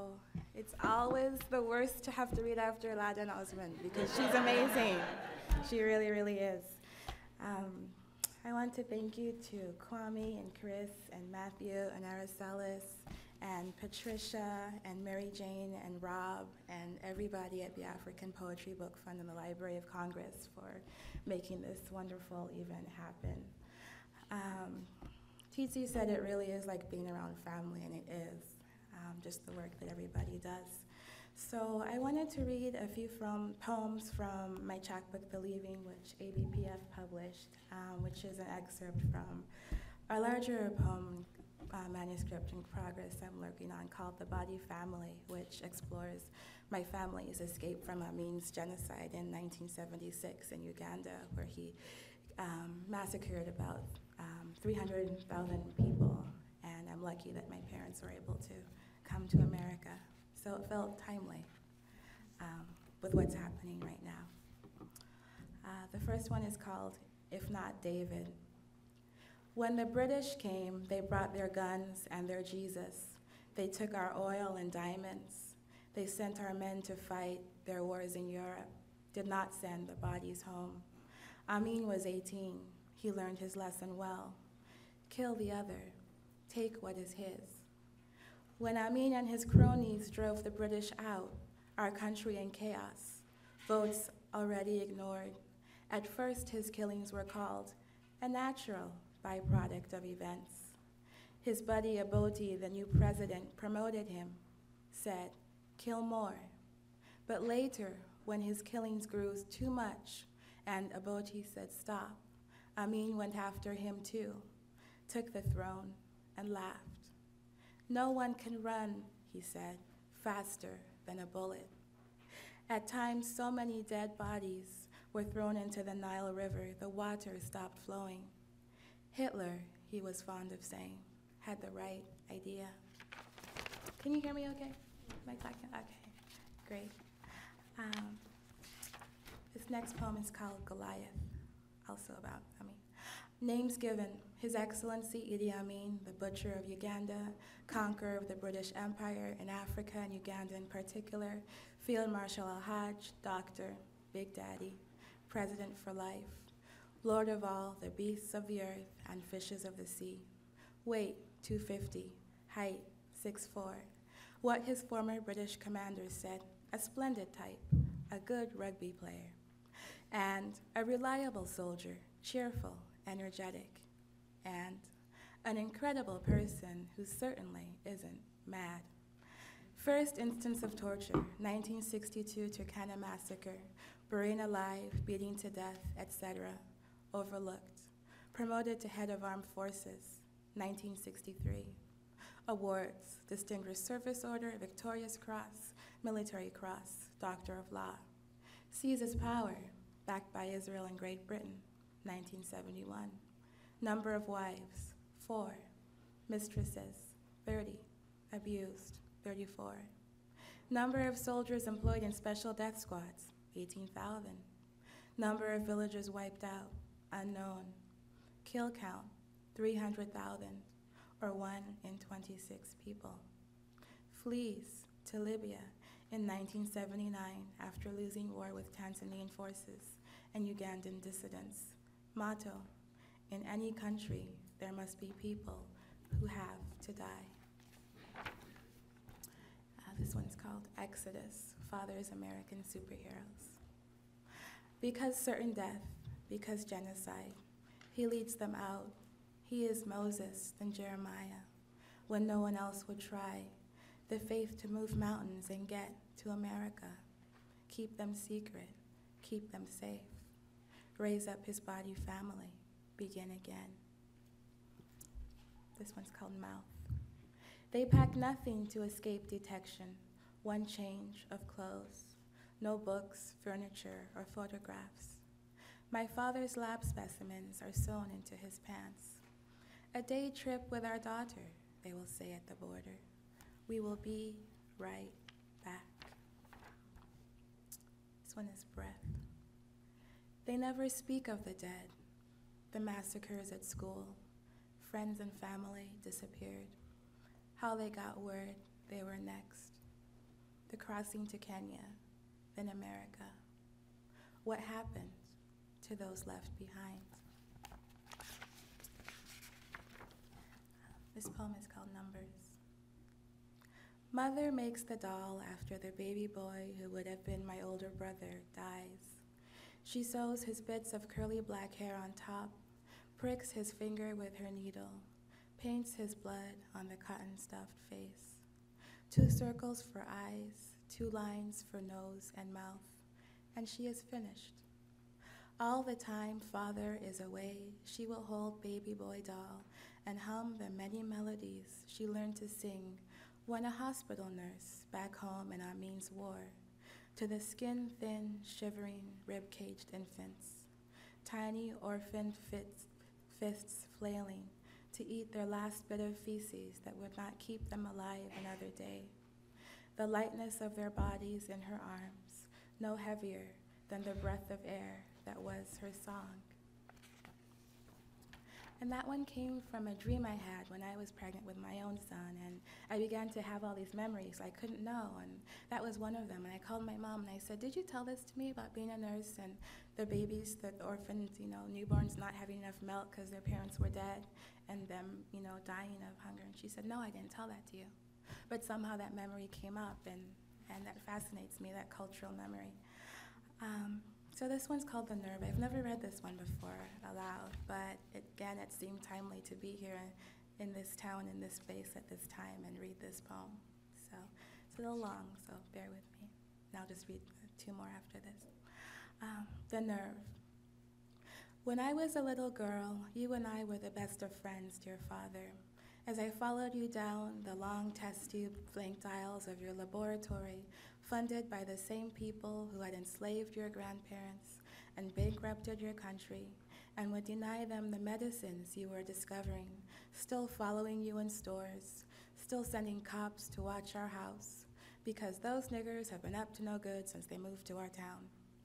I wanted to know why, and wrote down everything you said as truth, until I began to think for myself, and you couldn't have that. So you began to beat at me like a housewife does a stain, as if that would get the education out. The doctors have said you will spend this year dying, and I want to tell you so many things. But yesterday they let free that white man who killed the little brown boy just because he was brown. And the day before that, they took away our right to vote. And the day before that, they released a study saying the radiation from the nuclear disaster exploded in Japan has already jumped in the water, swum across the ocean, up through our faucets, our hoses, into our earth, plants and animals, our bodies now dying, infected already, and there is not enough medicine for everyone, and you know who there will not be enough for. This morning I had to stop while doing my yoga and curl into a ball, hold myself to keep from shaking. All day long I felt terrified. Little spasms down my spine and central nervous system, as I remembered taking my 7-month-old son for our daily walk because he loves outside, outside. And I love him, walking with him pressed against my body, still feeling my bones, realigning, muscles unwinding from giving birth to him, carrying him. And the old white man who lives in the house on the corner yelling, he would shoot us like that other white man had the other little brown boy, just because we are brown too. And all I could think was breathe, breathe. There are other people's small horrors too. A friend who was trying to get pregnant, another miscarriage, says it feels like meeting a ghost without ever having met the person before. And I just want you, my Father, to protect me, teach me how to protect my son, because they have put in a law that says the last man standing can say, I felt threatened, and shoot to kill, and then walk free. And they always say they are threatened by us. And they have taken away the other law that says they cannot stop in front of our path, step in front of our path to the voting house and stop us. And they have never stopped trying to stop us. And I wonder what is to stop them from firing, knowing their whiteness is their ticket to not guilty, to be set free of having to feel the rage of having a man who looks like you in their White House again.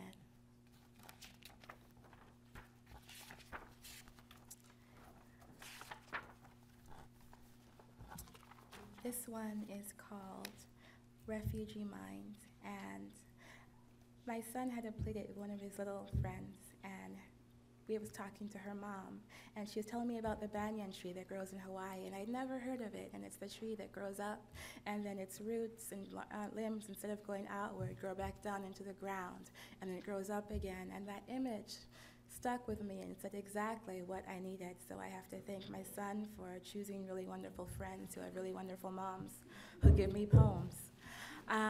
So Refugee Mind. They thought the leaving would be like the banyan tree rising to spread wide.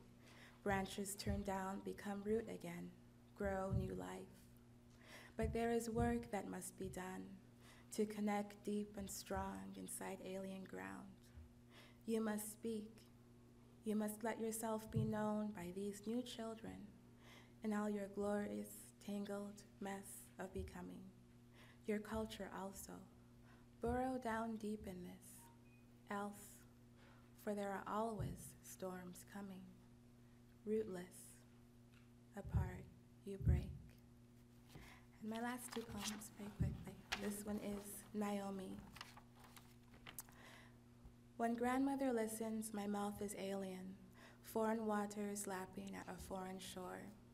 I have only the language of her conquerors, within just one small island. Kuhu, kuhu, her name repeated, become a song.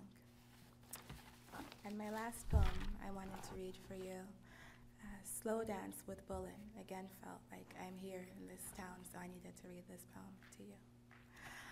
Slow Dance with Bullet. This is when you become political. This unarmed black boy shot, this white killer cop not charged, but given 3 months paid vacation, plus $1 million in thanks for this job well done. This happened yesterday too, the day before that. They used to say this, dance, nigger, dance, and empty their guns laughing. This was their theory. If you could rise fast enough, the bullets would not hit your feet. This, the weight of 5 centuries that did not break your back. This you were scared of then. This you stiffened silent and bored. This will happen again tomorrow, different city, different dead black boy body. But now this straw needle. Oh, how your baby boy loves to dance. His legs, though, are little. He could never jump high enough. Thank you so much.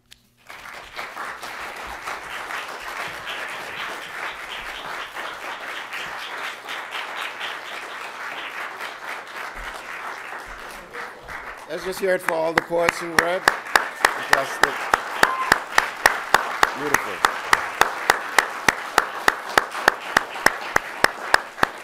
I just want to name a few people that, we do all this work, we publish this work, but frankly, the funding to make this happen has come through a most generous benefactor, Laura and Robert Silliman, and they've been incredibly generous and supportive. And that's how we're able to pay for these publications and these books. So it takes money and it takes the support of them. I also must mention Ashley Strassnyder. Ashley is the managing editor for this series, and of course with Prairie Schooner, and Ashley's over there. She runs things, Ashley, fantastic, amazing. And is Paul here? Paul is our web editor for Prairie Schooner, but also the web editor for APBF, and he's been doing amazing work and so on. I want to say that the University of Nebraska Press are the publishers for many of our books, and Akashic Books are publishers for many of our books. We have a partner in South Africa, in Senegal, called Amalian Books. And then, of course, we've worked with Slappern Hall Press for the first box set, so that's been fantastic. We've had, all our book covers are by African artists, so we celebrate African art in exciting ways. We're working on other partnerships that I can mention. For instance, we've got support from Ford, and of course we are starting to have a conversation with the Africa Center in New York. So a lot of exciting things going on, and we want you to keep supporting us, right? Buy the books and tell people about it. And for me, it's all about this writing, isn't it? It's beautiful, and that's why we're really pleased to do this. So I thank the folks here at the Library of Congress. Hope you didn't cause too much trouble. And thank you for having us. Okay, Mary. Thank you.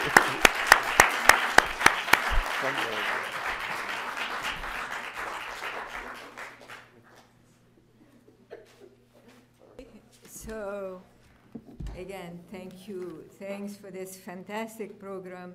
When I was on the phone with Kwame, worrying, he told me, everything will be fine, everything will be wonderful. And he was absolutely right.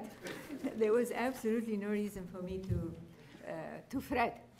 Now, I would like to, first of all, thank again the absolutely wonderful, wonderful poets. And thank you, Kwame. Thank you, Chris. Thank you, Matthew. Thank you, Aseli. You've been all fantastic. And now I want to invite you. There's some food here, and also the books are for sale in our bookstore. So thank you for being here, and please come again. Okay? This has been a presentation of the Library of Congress. Visit us at loc.gov.